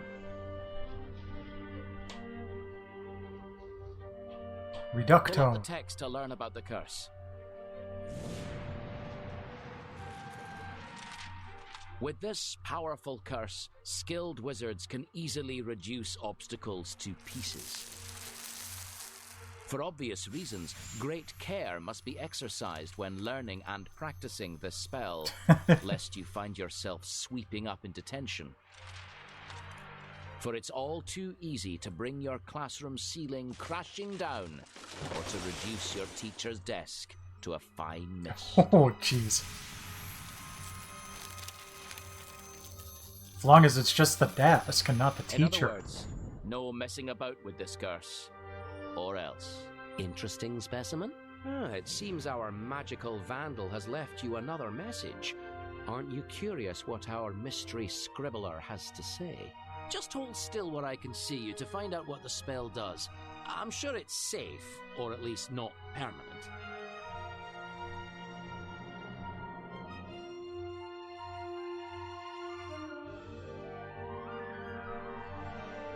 I'm holding still.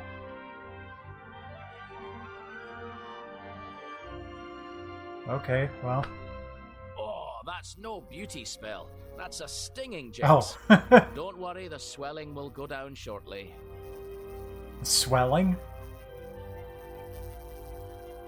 Oh. Well, Oh, look at that. being Witch Weekly's most charming smile award for one. It's... They jinxed my face.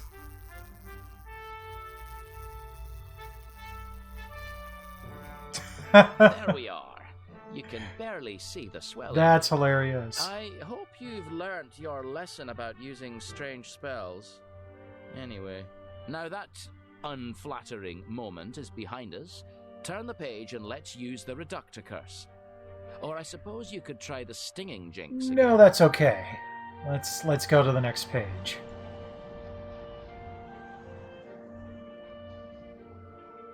First, we'll learn the incantation for this spell. Pull the words up from the page. Reducto. That one I remember.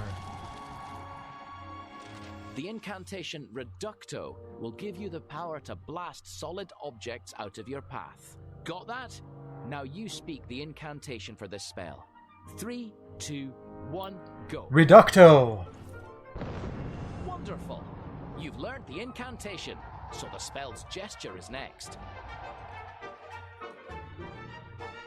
I saw it on the book. Pull up the gesture diagram to learn to cast the spell. I can read. I don't need some book to read for me. The Reductor Curse requires 2 sharp slashes downwards, to the right, then to the left. It's like a sideways V. Nice. Let's see that gesture again, but drawn from memory this time. Excellent wand work. To perform the Reductor Curse, just flick your wand towards an object. You got it. Yay, Reducto Trophy. Aha! The spellbook's taking us somewhere you can try this dangerous curse out safely. Looks like the perfect chance to practice your Reductor Curse. Start destroying those rocks. Well done! Ooh, those vicious You've made rocks. short work of that. You've got a knack for curses. Is that a Looks good like thing? all that cursing has shaken something loose. We'll be trapped. Use your curse to blast those rocks out of the way. Keep at it. Nice. Hey there, Forte. Yep. I'm a wizard. Good shot.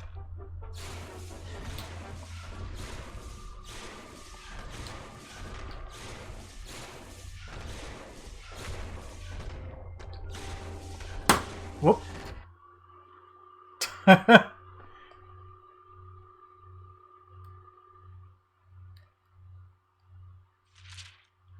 Oh. Back. Let's keep going. There we go.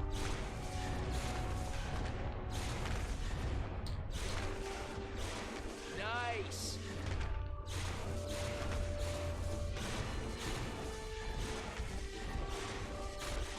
Blast those boulders. Flick I'm working on it. We're clear. Nicely done. Thank you. Splendid. I think Phew. the work on this spell is done. You'll need to close the book and select Chapter 5, Part 2 to move Almost done.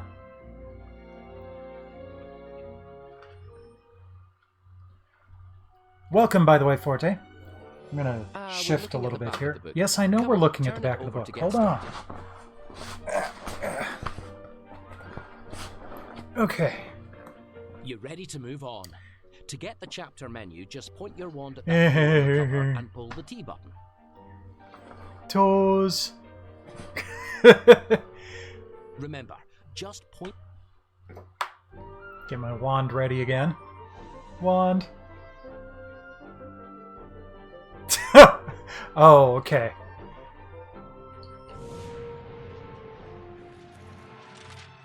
This final chapter covers powerful dueling spells.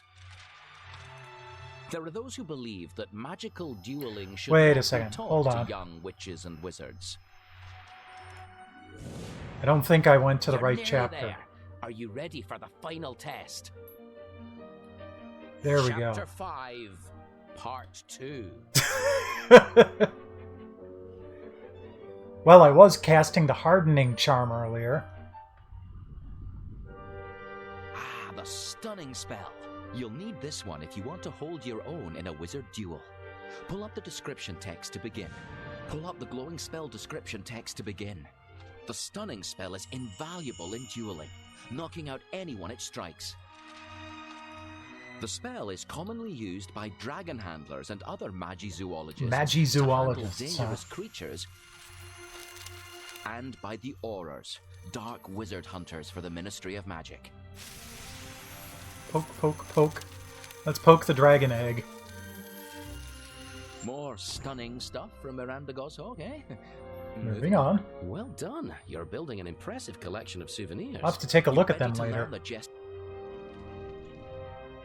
We'll learn the incantation first. Pull up the illustration on the page. You need to learn the Stupefy. magic words for the spell. Point at the glowing words with your wand, then pull the T button. Stupefy. The incantation Stupefy gives you the power to stun your opponent. Use it responsibly. The trick is to say it loudly and Responsibly. clearly, and before your opponent. 3, 2, 1. Stupefy. Excellent pronunciation. Thank you.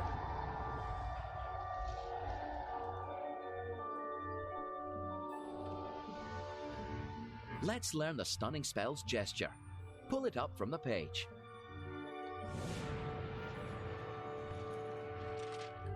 The stunning spell is a sharp slash directly downwards with the wand. Well done. Now make the gesture once more, this time from Easy memory. enough. That's it. Lovely bit of wand work. Now, after you've cast the spell, you just flick your wand to send out a stunner.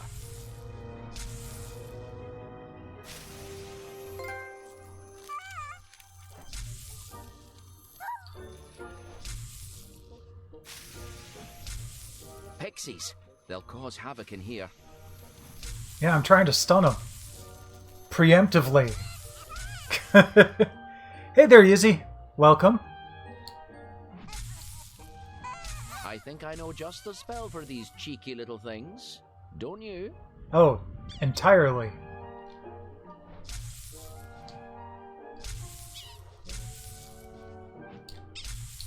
Okay. If they're flying too fast, wait until they slow down Oh, and then get fine.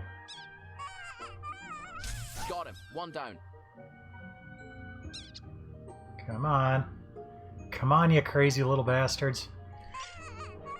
Good shot. That's the second one. Take that, you mutant smurf. One more. And that's the last of those cheeky pixies. Well done indeed.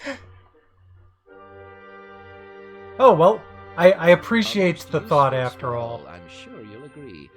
Now I think you're ready for something truly advanced. Turn the page. Okay.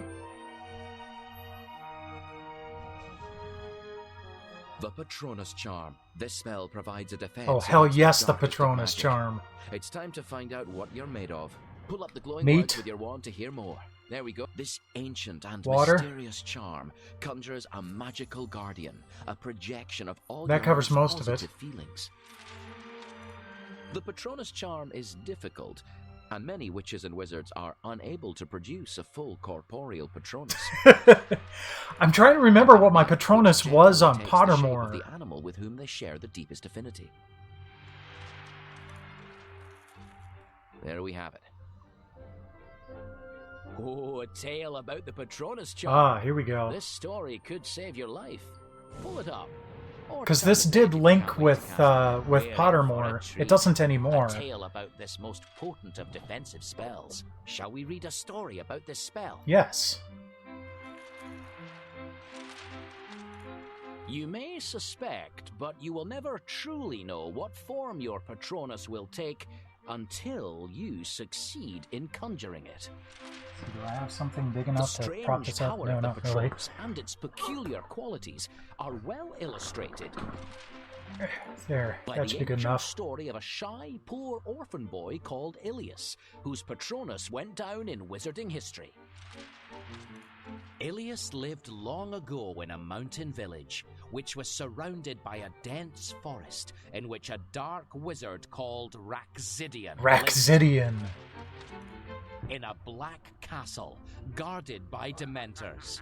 These evil, faceless, hooded creatures, which cast fear and despondency all around them.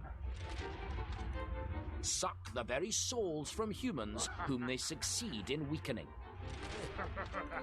For many years, Raxidian left the villagers, who were fellow witches and wizards. You know what? I'll just in hold this up peace. with this. Remember the mending with a charm? hand.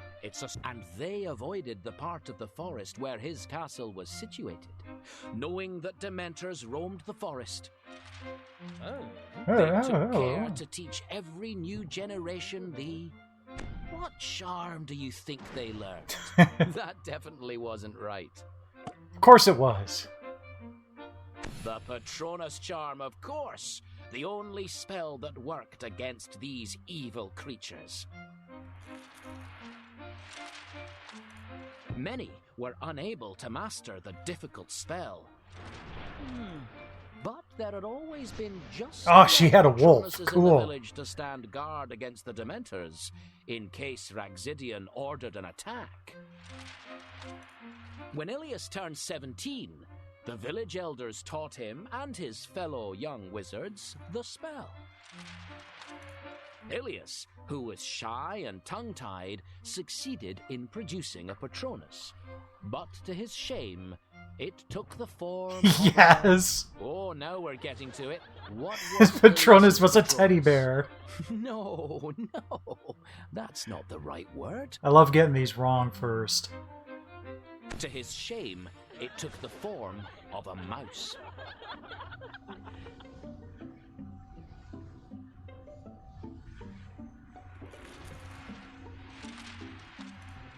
Everyone roared with laughter because they had never seen such a small, No! weak Patronus. That's Muad'Dib, dang it. And the elders advised the boy never to use the spell again.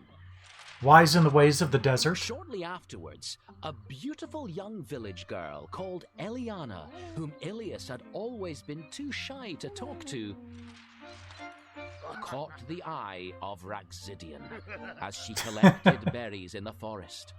Raxidian I've been listening to decided Dune that again she lately. would make him an excellent wife.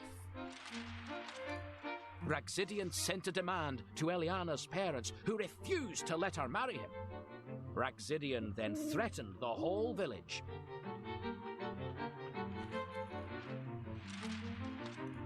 Saying that he would lay siege to it and allow his Dementors to destroy all of them unless they sent Eliana to Laughter and thunder. Typical evil dude. The village elders met and agreed to resist.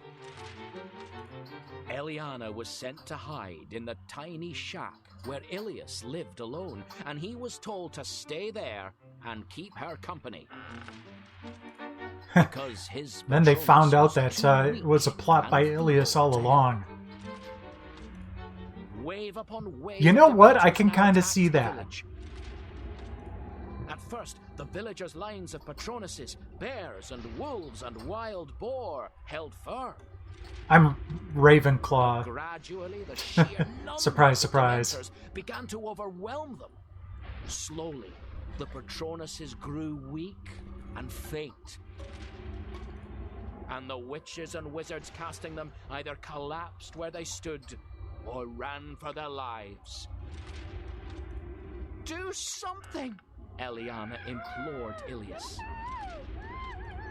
So he cast his Patronus, and the mouse shone like a star as it darted nimbly through the fleeing crowds. Yes.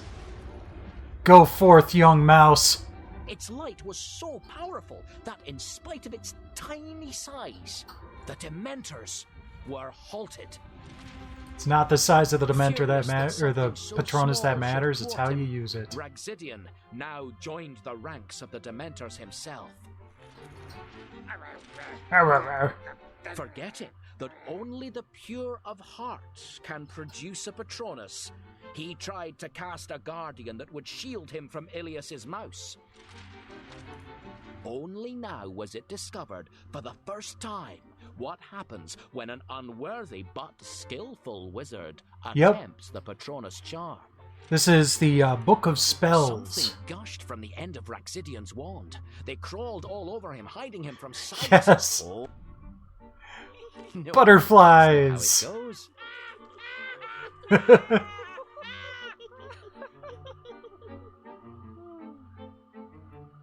Just ew. Oh, yes. Maggots gushed from the end of Raxidian's wand. They Oh. crawled all over him, hiding him from sight.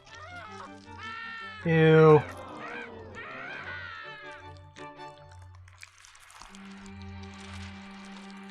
And before the villagers' horrified eyes, he was devoured. Ew. Was acclaimed as a hero, married Eliana, and lived happily ever after. And from that time on, there was no more highly prized or admired Patronus in that village than the deft and nimble mouse. A classic tale with an important message. Are you ready to find out what your I'm actually going to Patronus look is? it up really quick just to see if it There, ends up you're nearly ready being the to same. Find out what your Patronus will be. You've learned all you can about the Patronus charm. You're ready to learn how to cast it. Turn the page. One quick moment.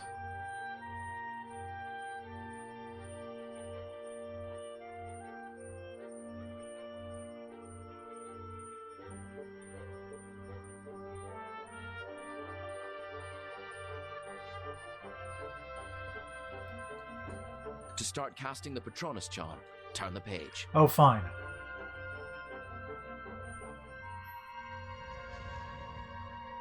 This page is in a terrible state. Still, nothing a mending charm won't fix.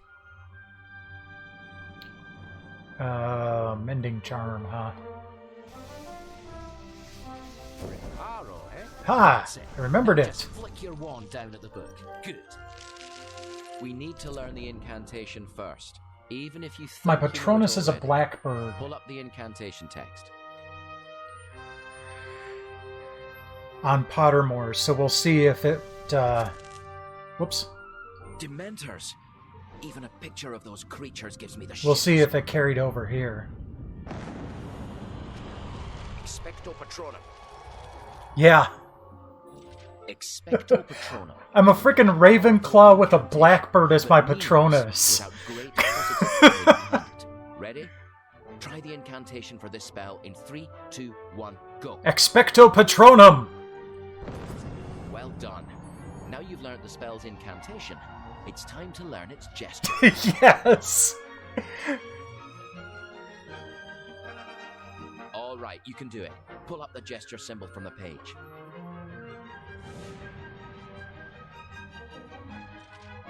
The Patronus charm will take focus and determination to master.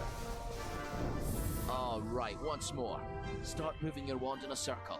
Focus on that memory now. That's it! Brilliant! Extraordinary! To cast it on your first try! This is what's called an incorporeal Woohoo. Patronus. With practice, you should soon be able to summon a full animal Patronus. Ah, one last extra bit of information from Miranda. Use your wand to pull it up. Or if you can't wait, then just turn the page. No, man. When performed correctly, the Patronus charm gives the caster protection beyond any shield charm. And enables them to resist even the Expecto Patronum! creatures like Dementors. It is clear from ancient woodcuts and scrolls that the Patronus charm has been in existence since earliest times. Many attempts have been made over the centuries to find an easier way to produce a Patronus, or some similar shield against dark magic, but none have been successful. It's because it needs If to you be seek difficult. the best protection magic can afford against You need evil to have creatures, everything focused for it to work. your only choice is to perfect the Patronus charm.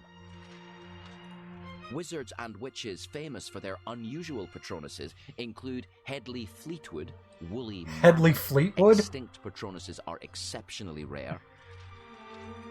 Andros the Invincible, the only wizard known to produce a Patronus the size of a giant. And Symposia All, Ladybug. A ladybug. In spite of its minuscule size, this Patronus was exceptionally powerful.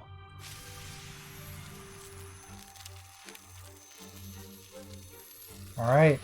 Interesting thing to collect? Almost done.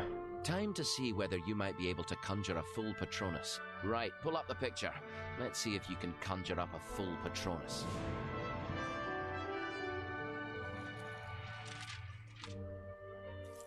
To conjure a full corporeal Patronus, focus your mind as hard as you can on a single happy memory.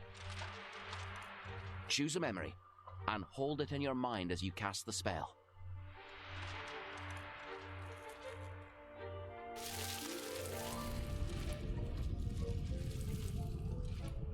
Oh, looks like we're back in the classroom again. Wand at the ready now. Start casting the Patronus charm. Let's give it a real go. You can do it. Think of the happiest thing you can and move your wand. Just let go of the button. You got it. I could just see it for a second. Let's try again. It looked like a tracing the badger. circle. Next time it'll be more powerful.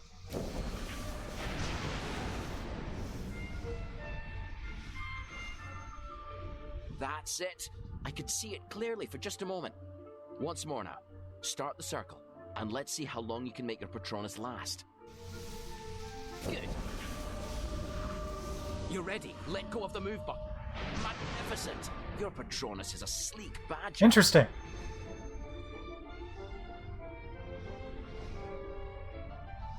It's just because I'm casting it in Wisconsin. And there it goes. Remarkable. Impressive stuff. But summoning your Patronus in the face of danger, that's the real trick. You've done yourself proud. You're ready to tackle the final chapter test. Turn the page when you're ready. All right. Let's find out how Oh, you did. wait. Let's find out how I did first.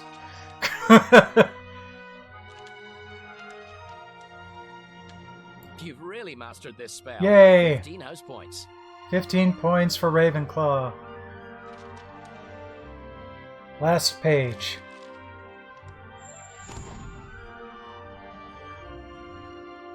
The chapter test. Are you ready? Of course you are. But be careful. Pull up the picture on the page. Let's find out what we'll be facing.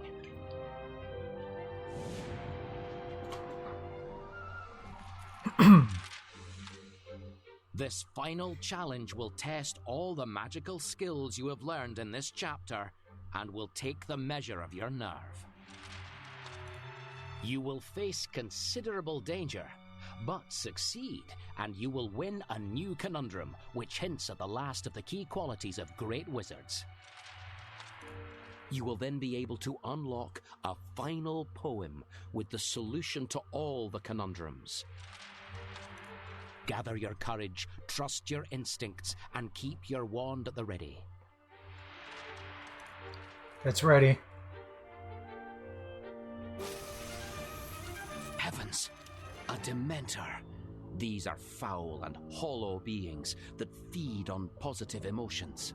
Oh, then it's gonna Of course, find a feast in my Miranda must head. have known what she was doing, but still, this seems quite a drastic way to test your skills. Of course, it's just something your books conjured up. Of course, to be yeah. scared of. Yeah. Oh, that wasn't it. Press triangle if you need a clue. No good. Remember, press triangle if you need a clue. I was trying to conjure Patronus. Good lord! A wizarding village! That Dementor could wreak havoc here. Whew, it's gone for now. What will we be facing next? Werewolves don't need weapons, so they can't be disarmed. Try another spell. Merlin's beard. Werewolves. This village is in for a nasty surprise if you don't do something. It won't be long before they're attacking people. Use one of your dueling spells quickly. Excellent. Now stun the rest of them. There we go. Bad doggies.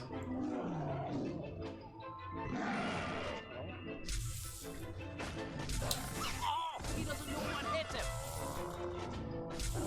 Another one stunned.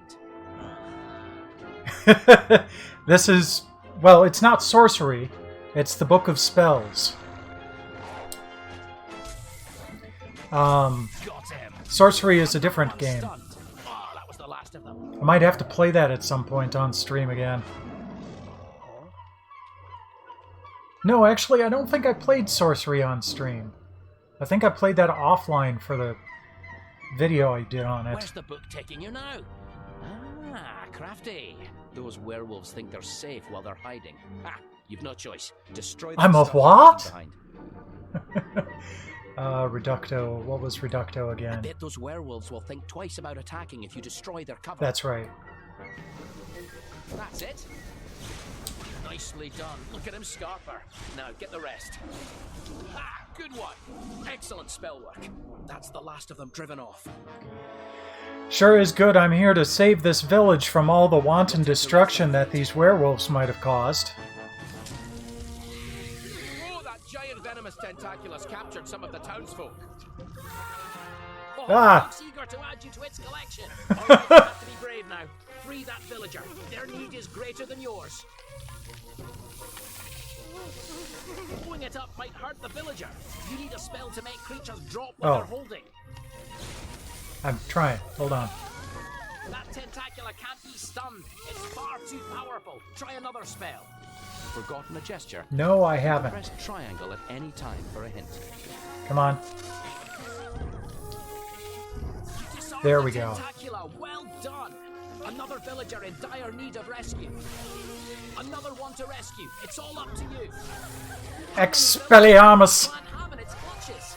Here's another villager to rescue. Keep at it. Whew, that was the last one.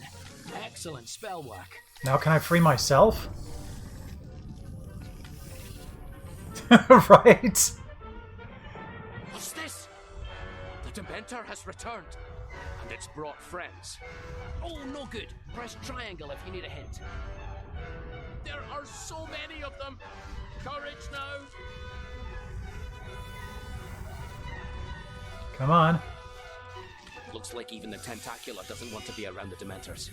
You have to stop them, drive them back. You know what to do. Yes, I do. I'm doing it right now. That's it. Now keep circling your wand and hold on to that happy memory in your head. Focus on that happy memory. Keep circling your wand. Just let go of the button. You're ready. Let go of the move button. Oh, you've done it. Eat Badger! Patronus will protect you. I can't believe it. Look at that Patronus. Oh, you Yeah. should be so proud of yourself. And you've saved the village. And might I say, what a magnificent Patronus. Oddly enough, though, the Badger is the symbol of the Hufflepuff.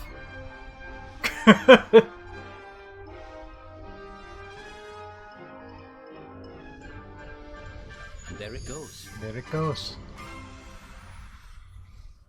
Amazing. You displayed nerves of steel, bested some of the wizarding world's most fearsome creatures, and saved a village from destruction. Time to look at this chapter's conundrum. I have a feeling I know what wizardly virtue Miranda is going to tell us about. Pure nerve. Yay! Platinum trophy! The same as Quintus Check that out. Ballyfumble Stranger. I don't think I've ever gotten a platinum on stream. As for the speed with which he fled from danger, a bang, a flash, a grunt, each sudden noise would make him vanish, hide, or run at speed. Mushroom, mushroom, snake, a snake, oh, it's a snake. There's nothing wrong with nerves when trouble starts, Quinn's father told him kindly. We all know the quaking of our simple human hearts, the feeling that our legs have turned to dough. Yet feelings such as these, though very normal, can still be overcome, Quinn. Don't lose hope. But Quintus said, his manner cold. I'm a and what? formal. I wish you wouldn't treat me like a dope. Why should I stand and fight when safety calls? What's more important? I know than to I'm save an my orphan, neck? Hagrid. You If don't others need to wish rub it duel, I in. think them fools. I have no wish to end a broken wreck. So all the use his wand got, year on year, was shielding Quintus of the silly name, until one day the wand came over queer and wouldn't work. I think it died of shame. The moral's clear. What quality is worth more than timidity? And without what are wizards lame? Their spell work poor, their magic tame. That's right. Courage. What do they got that I ain't got? Courage! You can say that again.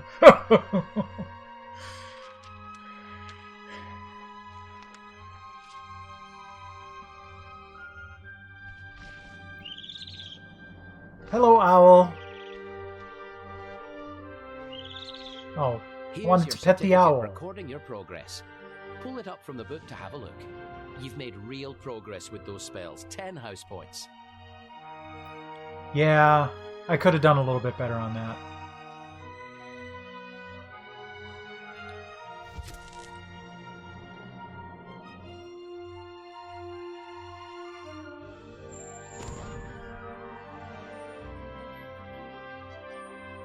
There you go. There you go. You've got the last of the conundrums. Close the book and go to the conundrum chapter for a final poem with all the answers. All right. Close the book. Flip it over. Select the conundrum chapter to read the final poem you've unlocked.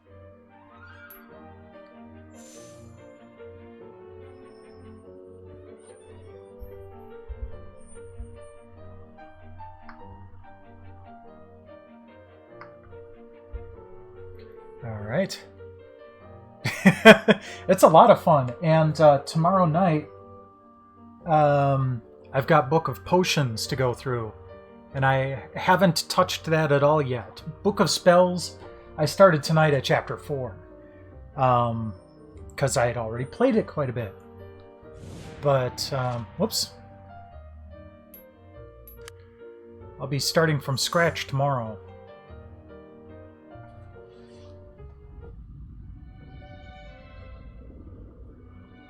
This chapter holds all the conundrum poems you've unlocked.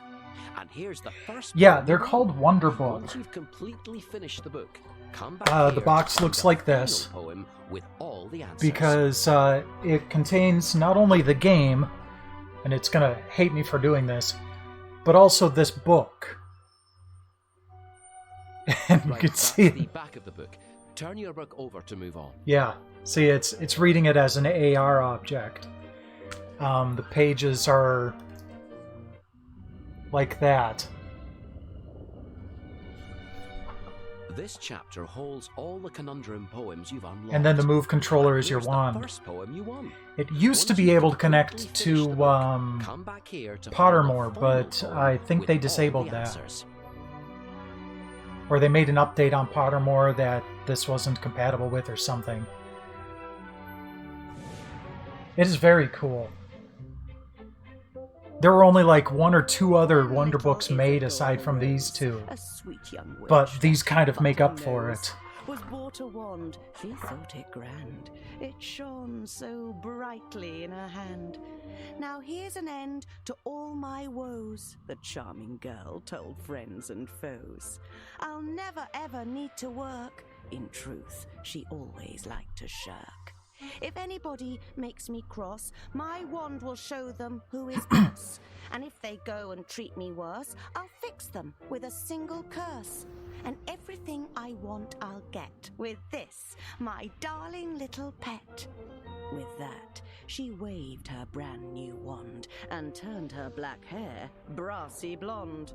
But as the days and weeks went by, that lazy girl refused to try to master new spells. Truth to tell, she didn't do the old ones well. Her hair turned blonde, but then fell out. Her curses never had much clout. Her wand began to wilt, poor thing, as boredom took away its zing. And naturally she blamed the wand and threw it in the old duck pond. But you know better. You can see what caused her mediocrity. What must you do, which she did not? What must you do, and do a lot?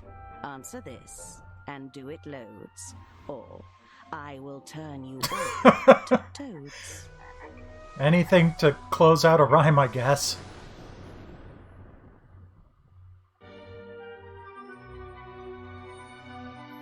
You do, yeah.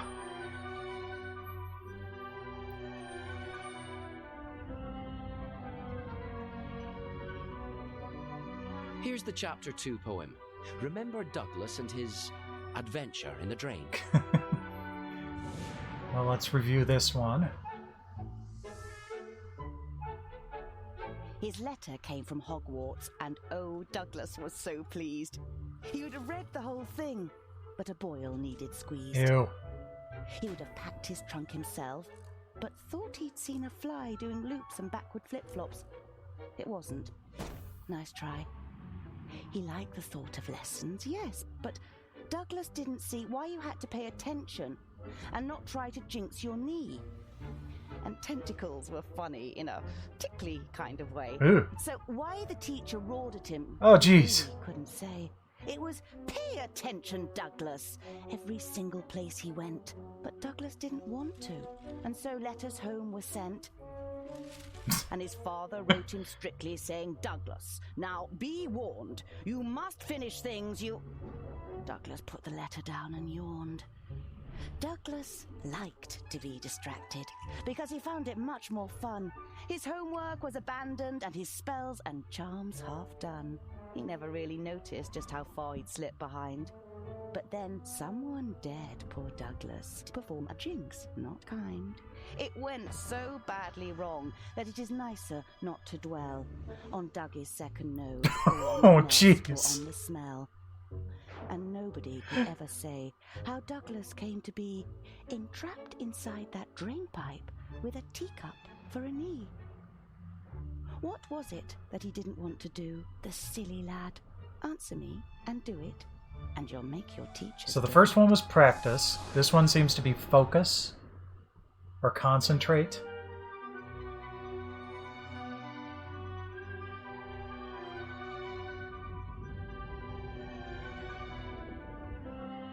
Here's the Chapter 3 poem. What wizarding quality do you think Angry Angus was missing?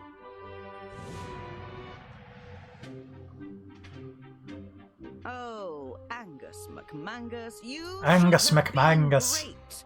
With talents aplenty, success on a plate.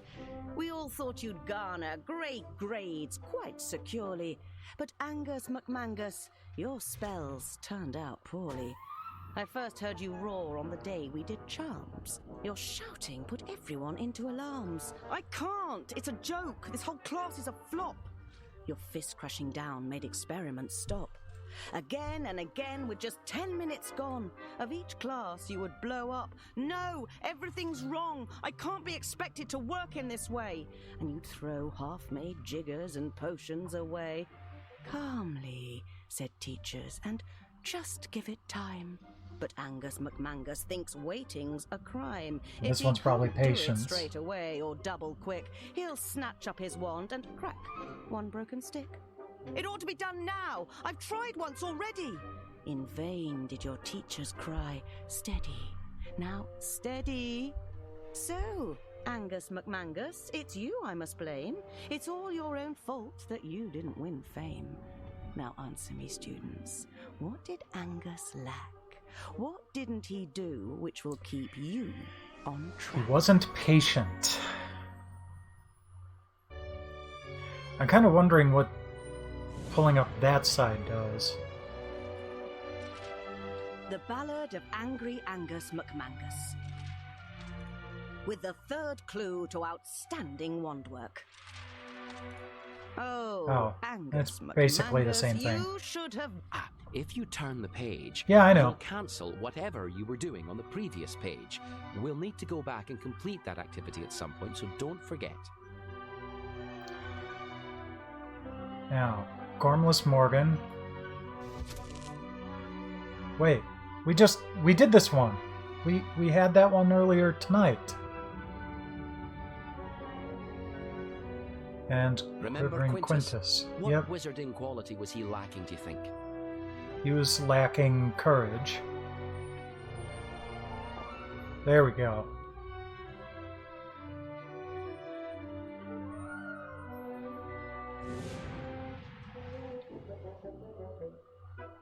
There was a young wizard called Morgan, whose boss said, "Go capture the Gorgon, the creature so vile that it might take a while. Use your brain, it's a most useful organ." The Gorgon was fearsome and clever, two things that poor Morgan was never. By staring alone, she could turn men to stone, so they'd have to be statues forever. Morg's friends told him, think out a plan first. But of all things, he hated to think once. I know so many people Don't like make that. such a fuss. I'll just take a truss and trap her before Thinking's I can hard. cast. He tried, sneaking up from behind her. But here is a little reminder. The mirror was made as a rear viewing aid. Thus the Gorgon watched Morgan come find her. They stared in the glass, Fiend and Morgan. 4 eyes met, of man and of Gorgon. With no time to moan, Morg was turned into stone, and he never came back. He was Forgan. What was the Gorgon which Morgan was not? What traits did she have, while he was a clot? What ought you to be, if you would survive? What qualities help you in staying alive? I'm thinking cleverness for this one. Alright. Last one. We'll just redo this one just for the sake of I never saw reading a wizard everything. quite the same. as Quintus Harcourt Ballyfumble Stranger, as famous for his most unusual name, as for the speed with which he fled from danger. A bang, a flash, a grunt, each sudden noise would make him And this one was vanish, hide, or run courage. at speed. He soon became a joke among the boys, for which among us likes a feeble weed? There's nothing wrong with nerves when trouble starts, Quinn's father told him. Oh, jeez. We all know My the wand quaking is of our disrupting the simple image. human hearts, the feeling that our legs have turned Wild. to dough. Yet feelings such as these, So many nifty very little well touches like that can on this still game. be It's really overcome, cool. Quinn. Don't lose hope. But Quintus said, his manner cold and formal, I wish you wouldn't treat me like a dope. Why should I stand and fight when safety calls? What's more important than to save my neck? If others wish to duel, I think them fools. I have no wish to end a broken wreck. So all the use his wand got, year on year, was shielding Quintus of the silly name, until one day the wand came over queer and wouldn't work. I think it died of shame. The moral's clear. What quality is worth more than timidity? And without what are wizards lame? Their spell work poor, their magic tame. Although sometimes it's smart to retreat rather than just plow right in. Okay, so we've reviewed all the little rhymes there. What do we have on the last page? You've completed your last test, so that means you've unlocked Miranda's final poem. Remember all the foolish witches and wizards we've heard about? Time to find out if you've got the qualities they lacked. So, did you guess, my faithful friend? Who's worked so hard from start to end? What would have saved the dreadful five, whose stories you have heard described? Yes, practice every single day will pave the gifted wizard's way to greater skill. But Izzy Rose was lazy, as her failure shows. Now, wit and concentration are essential if you would go far. The one where I was thinking it was cleverness. Naught but Similar distraction thing. rots your brain, as seen by Douglas in The Drain. No greatness comes without hard work, which Angus didn't like, the Burke. And patience too, which will not quit, as Angus did, the silly git. When faced with monsters, fanged or furred, no, cunning's not a dirty word. Okay. If you'd avoid poor Morgan's end, then shrewdness is your truest friend. Above all, bravery in danger, sorely lacked by Quintus Stranger, will lift you high in our esteem. We all want daring on our team. Each habit, trait, and quality, which I've described so pithily, is quite essential if you wish to be the best you can. Now swish and flick and wave, pronounce the spell, and make your magic work so well that onlookers will rub their eyes. Our admiration is your prize. And what's... So, did you guess, my faithful friend, who's worked so hard? Oh, from and then start this is to just end? What pretty would much the same say thing, the but with dreadful animations. five Okay. Whose stories you have heard described? Yes, practice every single day will pave the gifted wizard's way to greater skill. But Izzy Rose was lazy, as her failure shows. Now, wit and concentration are essential if you would go far. Naught but distraction rots your brain, as seen by Douglas in The Drain. No greatness comes without hard work, which Angus didn't like, the Burke. And patience too, which will not quit, as Angus did, the silly git. When faced with monsters, fanged or furred, no, cunning's not a dirty word. If you'd avoid poor Morgan's end, then shrewdness is your truest friend. Above all, bravery in danger, sorely lacked by Quintus Stranger, will lift you high in our esteem. We all want daring on our team. Each habit, trait and quality, which I've described so pithily, is quite essential if you wish to be the best you can. Now swish and flick and wave, pronounce the spell, and make your magic work so well that onlookers will rub their eyes. Our admiration is your prize.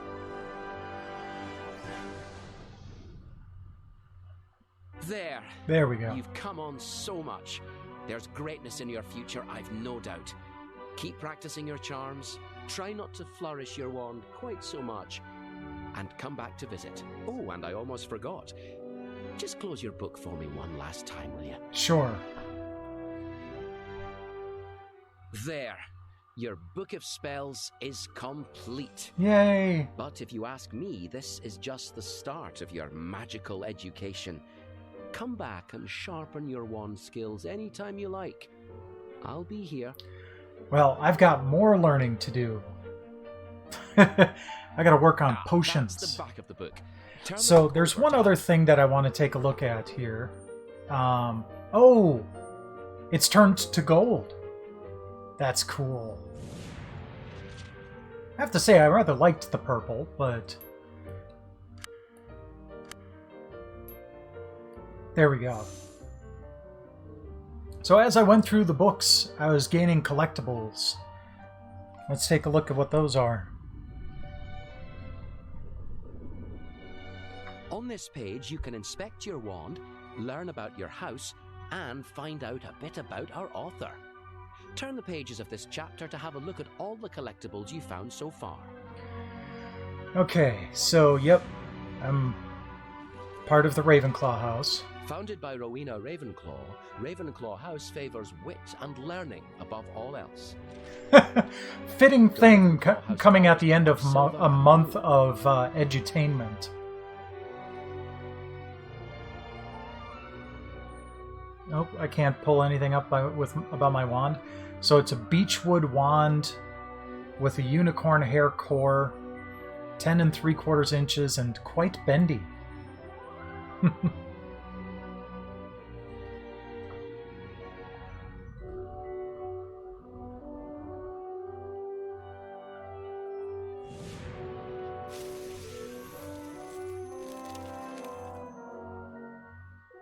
Often polished by Hogwarts students in detention.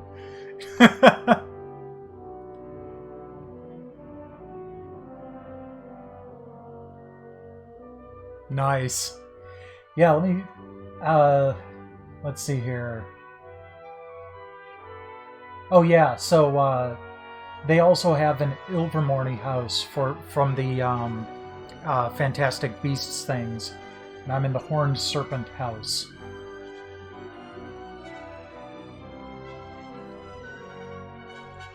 Good. Go.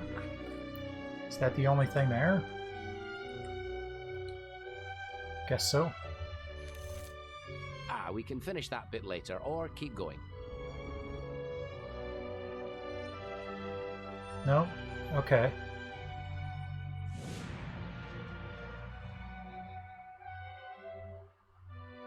Best score is 15 house points. Okay, so there's the actual collectible item, and then it has your score thing.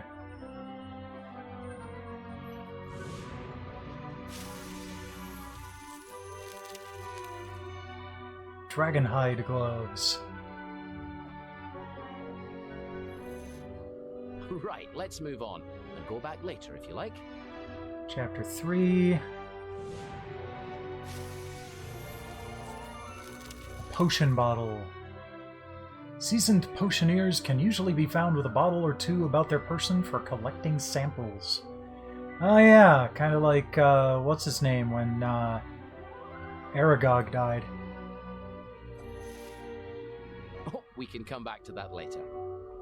Chapter 4.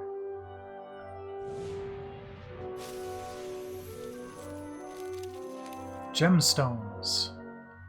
Curiously prized by Muggles. Gee, I wonder why. Hey, there we go. It's sitting in my hand. Right, let's crack on. Chapter 5.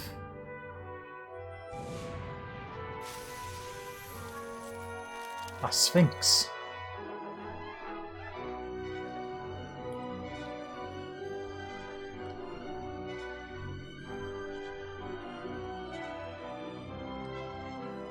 And what's this? Oh, credits! Yay!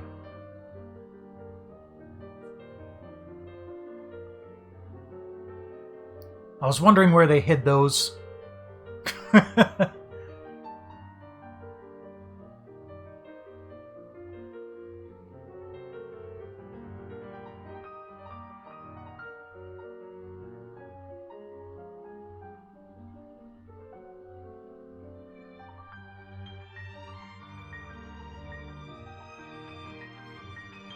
Good job on the music.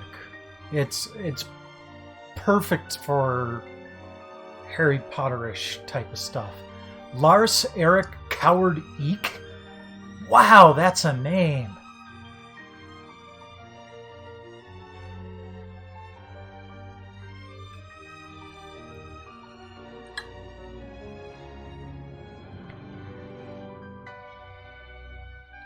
Adam Beer. Yeah, I know. I know. Just wow. Oh, Forte, earlier I was playing Math Blaster on the Sega Nomad. I managed to complete that too.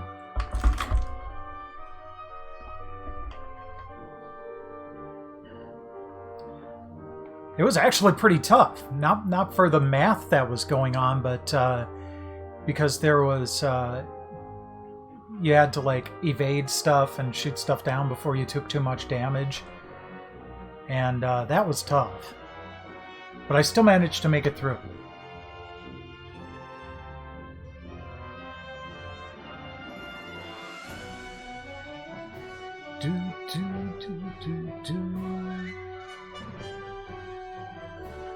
You know,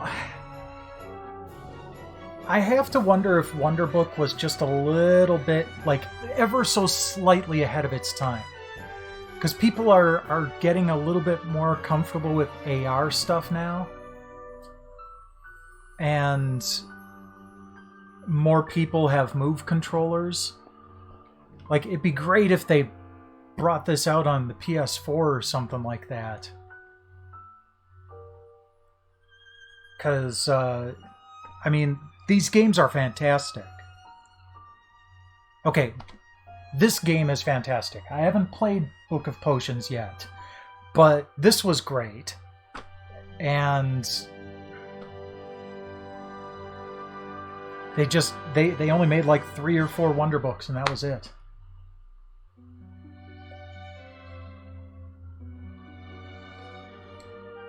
Oh yeah, I beat Math Blaster. It was a little tough, because of you had to like get a very precise hitbox on the stuff you were shooting down. The math wasn't hard. It was just Okay, I was wondering about that. Rupert Degas. Man, I'm kind of tempted to play through this in another language. Look at all those different languages. Rachel Atkins was Miranda Gossock. Eva Maria Bjorkstrom Roos. Frederique Sleuterman van Loo. Goodness. Yay, Shu Yoshida.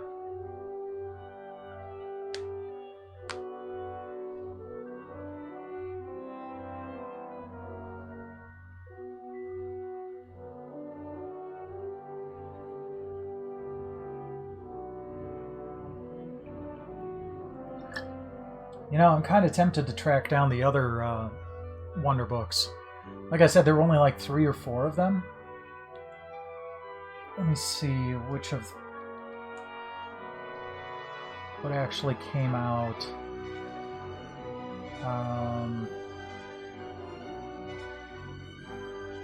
There we go. Yeah, Book of Spells, Book of Potions, Walking with Dinosaurs, and Diggs Nightcrawler. I should just complete the collection. You use the same book for all of them. So the great part is I don't have to find like a complete box. All I have to do is find the games. But I have to say I've rarely seen the other 2 games. I've seen Book of Spells and Book of Potions around, but not the other 2.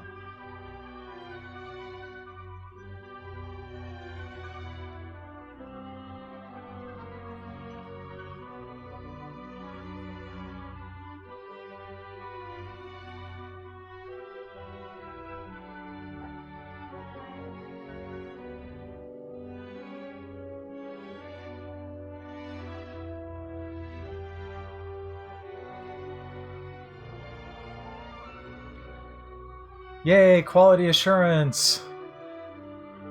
You know, come to think of it, okay, quality assurance, and I'm going into this because 4 days here, but also because I do programming for a living. Quality assurance is one of those things that if it's done right, no one notices. If it's done poorly, everybody notices. Because if you do your QA job right, there aren't any bugs to draw attention to the QA team. Which is kind of a blessing and a curse, because then, you know, the QA teams don't get as much Richard Griffiths. I'm guessing it's not the same Richard Griffiths. Anyhow, because then the QA team doesn't get as much praise as they deserve when things go right.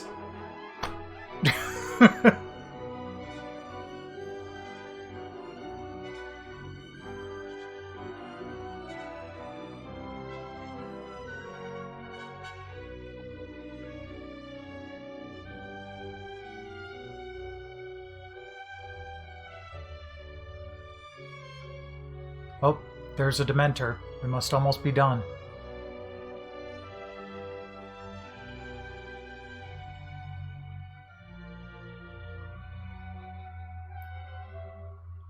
Or maybe not, because that was one of the chess pieces.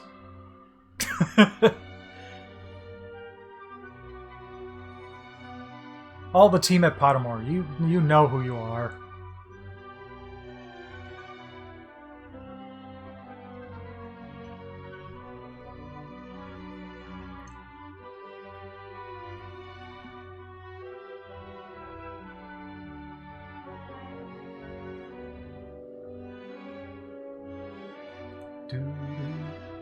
Nick Accordino.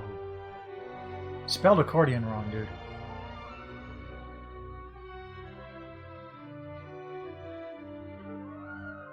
There's Shu Yoshida again.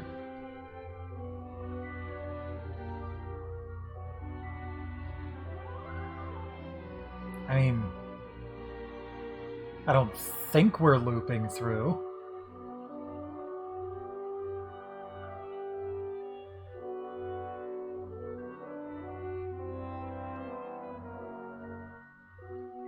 So, part of the reason I'm doing this is just to give these people their due. But part of it is also because I know there's someone that's going to be streaming soon and I want to raid him. And I just want to burn up a little bit more time. Okay, I think it's kind of looping around here, so I'm just gonna return to the book. There we go. And there we have it.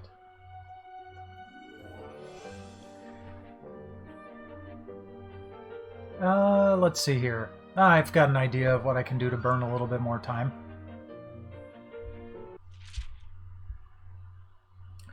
It's not going to be edutainment. But since I got the PS3 set up, and I've got the Move controller in my hand, got a couple of games handy that I can play to close out the night.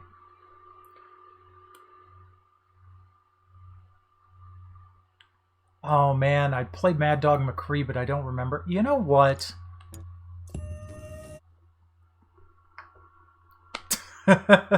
Let's do it anyway.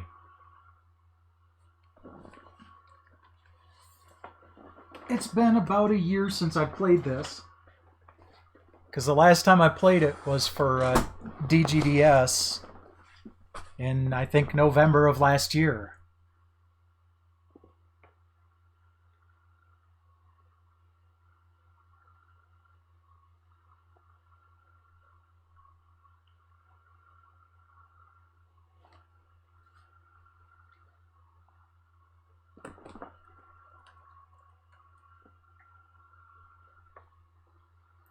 Yeah, hold on.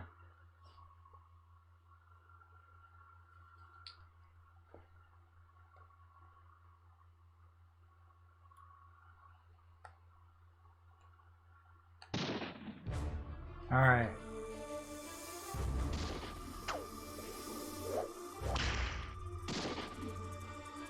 Let's get subtitles in there. We'll just leave it at practice difficulty just for multiplayer. Cool. Hi. Hi. You around these parts? Yeah. You heading into my daddy's town? He's the mayor.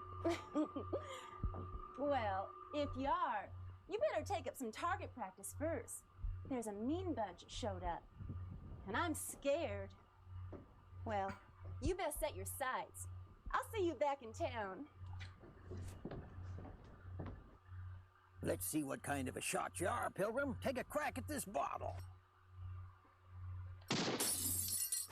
Try another one. Nice shooting. Try another one.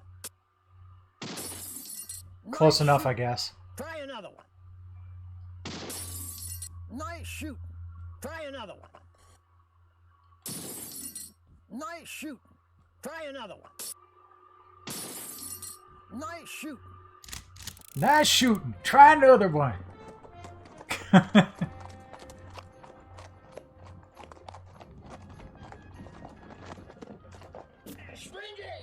Stranger!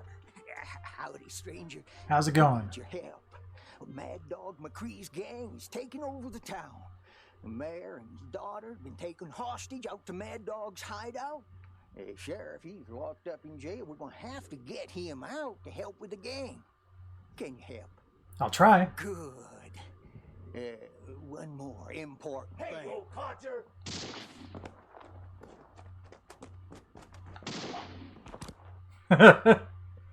Yeah, just keep running in front of my Good shooting, stranger. reticle there.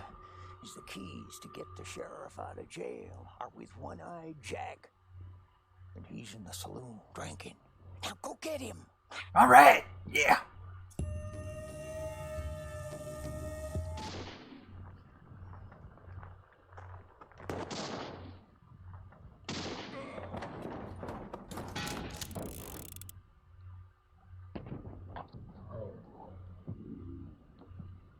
There's his hat.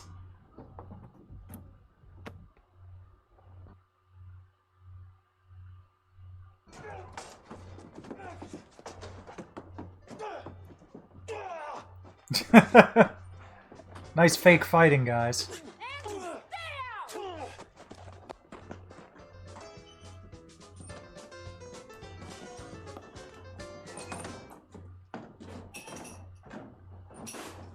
Be careful, that's Mad Dog's boys over there.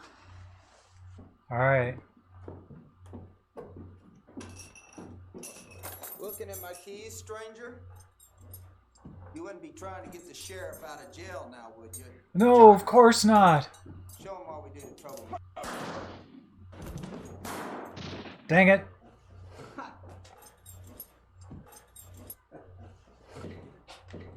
I wasn't sure if I was... Well, I'd rather be lucky than good. I wasn't sure if I was supposed to start shooting yet. But it looks like you're gonna pull through.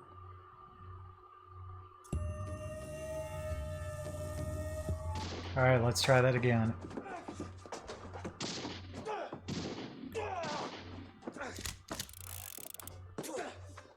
Usually when you shoot those skulls, you get an extra 6 bullets to work with, so that's why I was doing that. Be careful, that's Mad Dog's boys over there.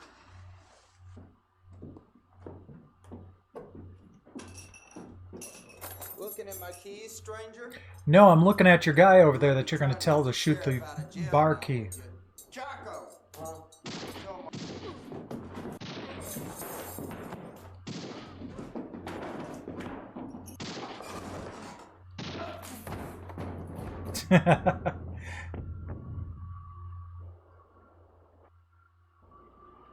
These games are so cheesy, I love it.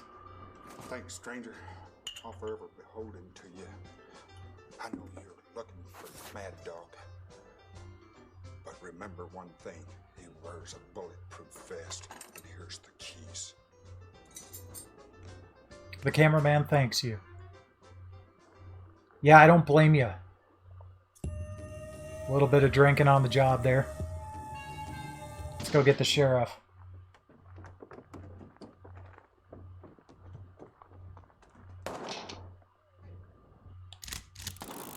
Ah.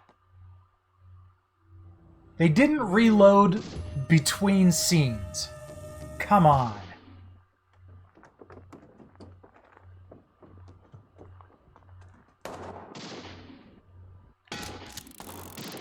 Ah. I should shoot the dude first and then go for the pickup.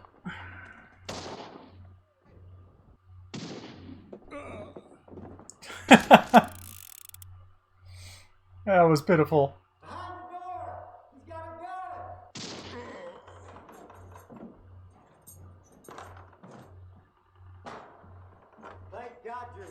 Yeah, he better be down. I shot him in the face. Mad Dog, you don't stand a chance. Let's go get him, stranger. Lighting on this game is kind of awful, but oh well. I got him.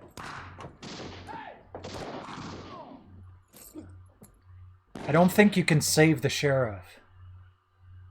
You better get... Yeah, let's go to the bank.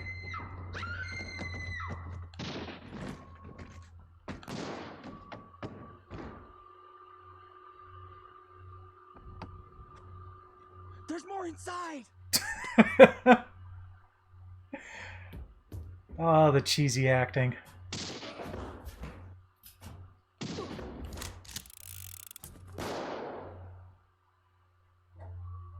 Did I shoot someone I shouldn't have? Yeah, I guess so.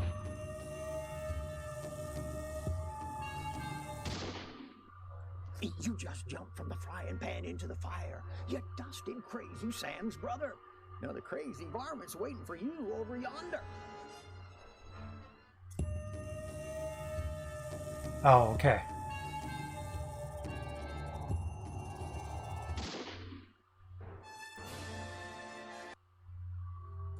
What? Looks like this good old boy's seen his last gunfight. I had it off screen. Like I was supposed to. Just jumped from the frying pan into the fire. twisted, crazy Sam's brother. Another crazy.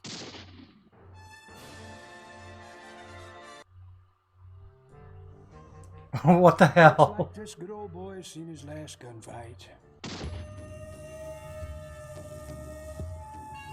Am I gonna have problems playing this because I'm sitting in a chair and can't have the gun pointed straight down? Gotcha.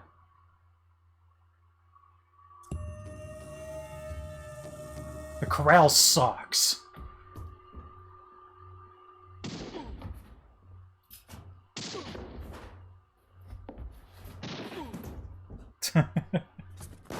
Ah, geez, I shot her again. I know, I know.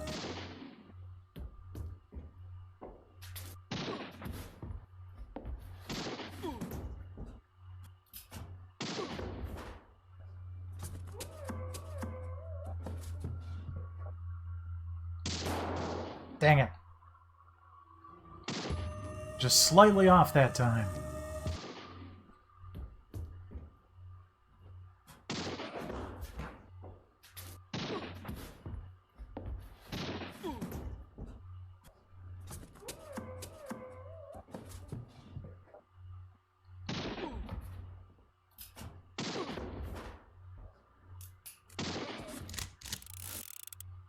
There we go. Mad Dog will get me for telling you this, but if you get to the hideout, don't approach from the front. You got it, dude.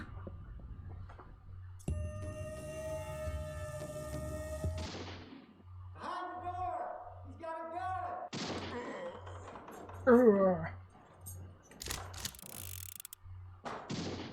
Thank God you're here with the keys. I gotta get out of here. Thank God you're here with the keys. Mad Dog, you don't stand a chance. Let's go get him, stranger.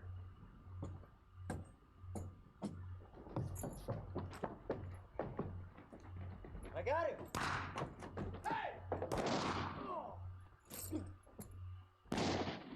Ah. It's just squeezing the trigger at the same time there.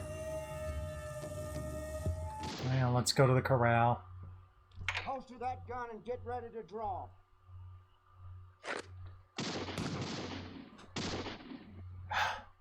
This is really hard to play when you're sitting down. Holster that gun and get ready to draw.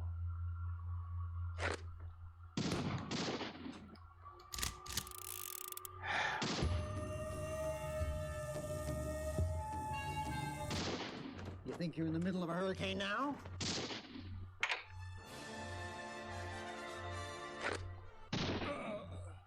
Gotcha. Let's see if I can handle this. You looking for trouble, stranger? Oh, that wasn't a... Screw you! Alright. Come on. Oh, now I have to do it this way. That gun and get ready to draw. Just over his head, dang it.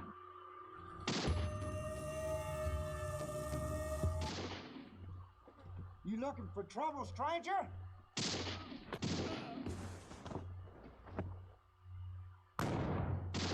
Yeah, that's why the corral sucks. There's a dude in the window back there that you can't really see because of the light balance.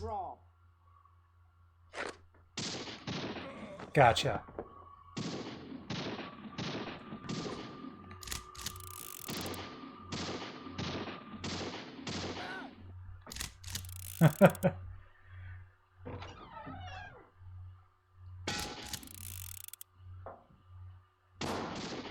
Dang it.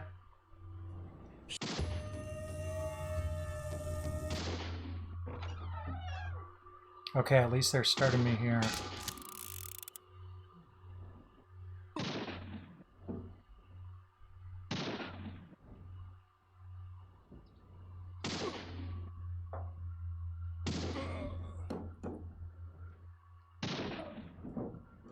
Okay, I can shoot through the hay up there at least. Yes! 3 cheers for the stuntman.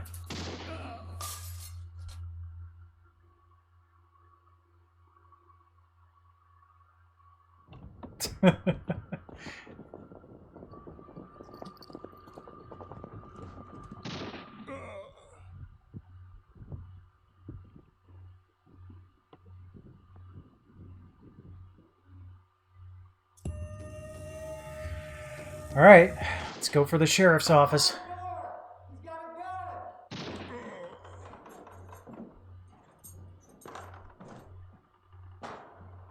Thank God you're here with the keys. I gotta get out of here. Mad Dog, you don't stand a chance. You don't stand a Let's go chance. get him, stranger. All right, the guy I need to get is up there. I got him.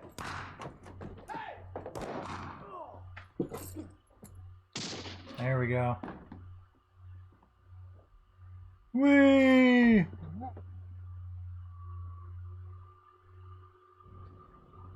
The map to the hideout's in the mine, but you got to talk to the prospector first. Thanks, dude. I've been that close this whole time. No! No! No! Look, old man. Mad Dog, no! Shoot the fuse!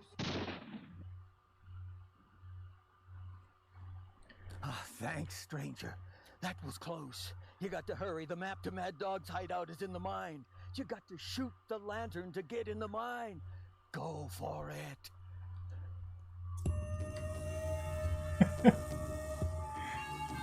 Go for it. Now this mine is booby-trapped for claim jumpers. You also need to shoot out the pitchfork.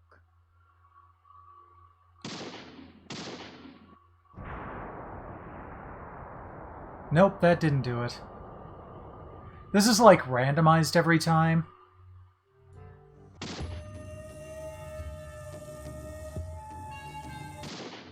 It's showdown time. Oh. Gotcha. Okay. Let's go to the mine. Now this mine is booby-trapped for claim jumpers. You also need to shoot out the gold mining pan. Alright. Lantern. Nope. Should have done the mining pan first, I guess. Now this mine is booby-trapped for claim jumpers. You also need to shoot out the shaft number 1 sign.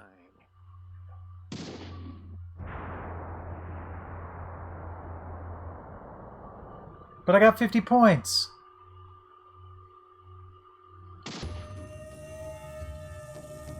Now this mine is booby-trapped for claim jumpers.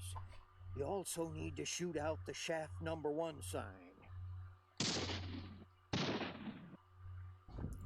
It was the lantern and then whatever he Let's says. see what kind of a shot you are, Pilgrim. Take a crack at this bar. Oh, I'm crap at this.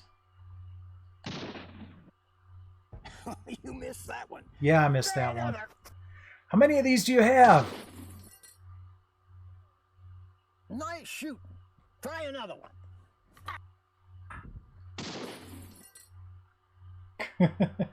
Nice shooting. Try another one. No, I'm not doing too badly. Now, you better get out there and find Mad Dog. I only missed one. Kinda shocked. Okay, so I go to go left, left, right, left.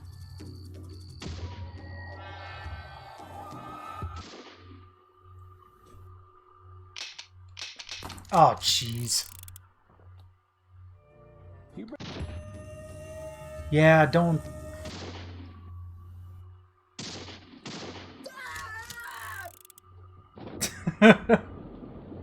Whee!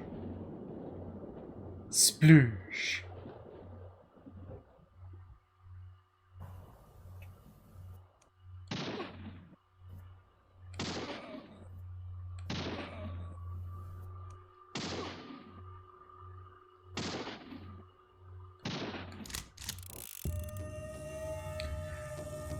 Alright. I think I needed to go right. Yep.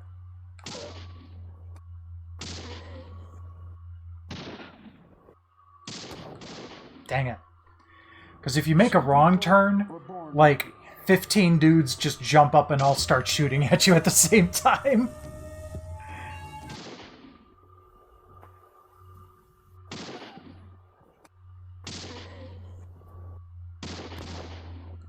Ah.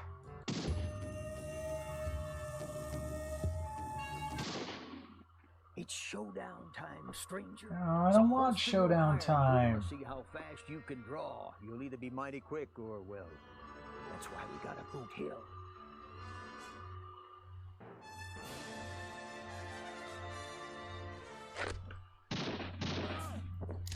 Well, at least I was able to get 2 shots off.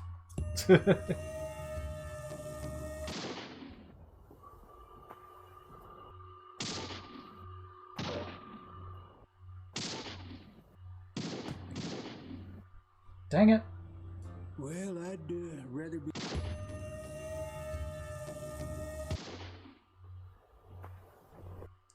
Whoops.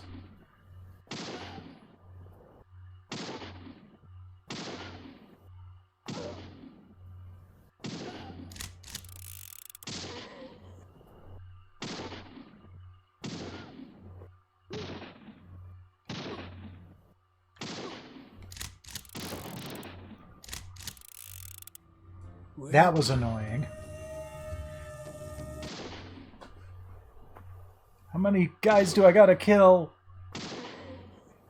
Not only that, but how many of the same guy do I need to kill?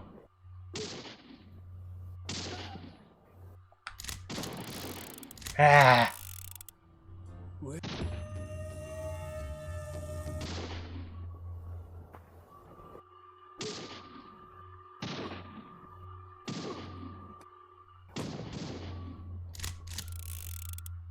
You better get lucky, or you're going to be dead.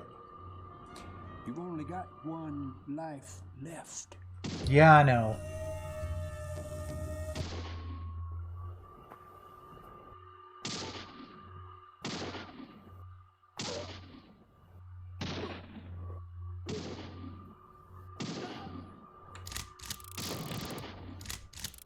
Dang it. Stop making me reload right in the middle of all of that. You think you're in the middle of a hurricane now? I mean, I didn't mind quite so much when it was like 6 dudes and that was it. Because then, you know, okay, I missed one.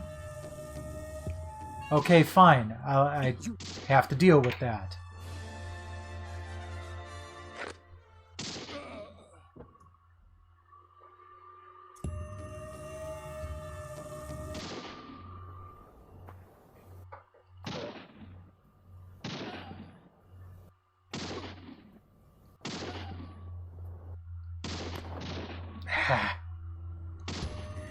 I know, I know.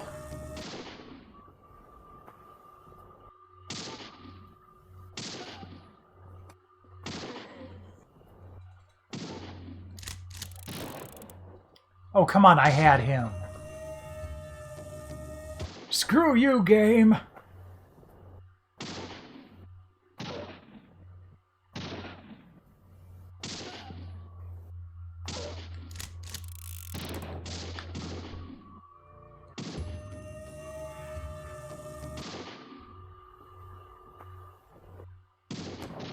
Ah.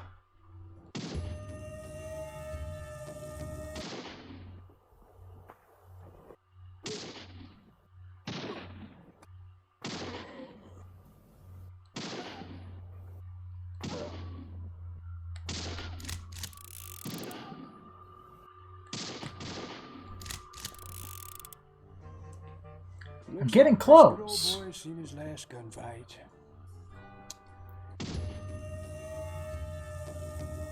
The worst part is that this is like practice difficulty, quote unquote.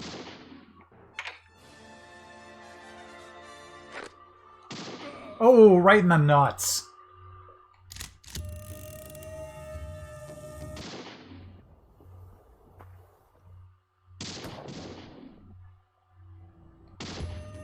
Yeah.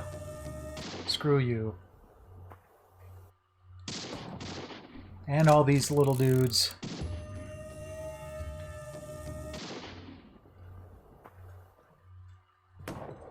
Oh, jeez. I didn't even notice him. That's weird. Normally I'm right on top of him.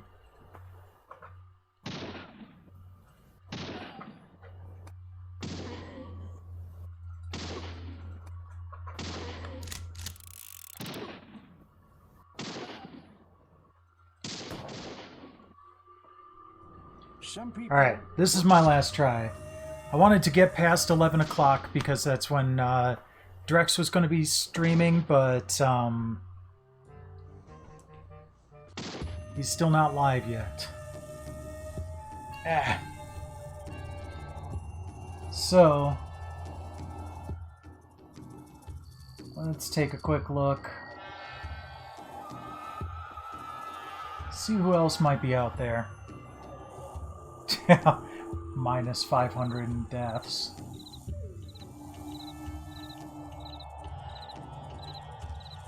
Falling. Come on. Following. Okay, who do we got?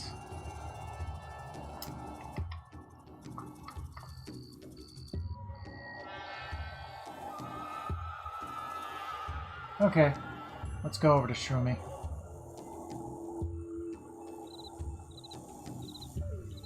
Raid. Shroomy.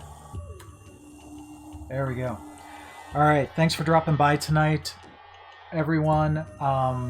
Tomorrow I will be getting a start on the Book of Potions. And I'd love to be able to finish it. Not sure if I'll be able to. But we'll give it a shot. But otherwise, thanks for dropping in. Catch you tomorrow night.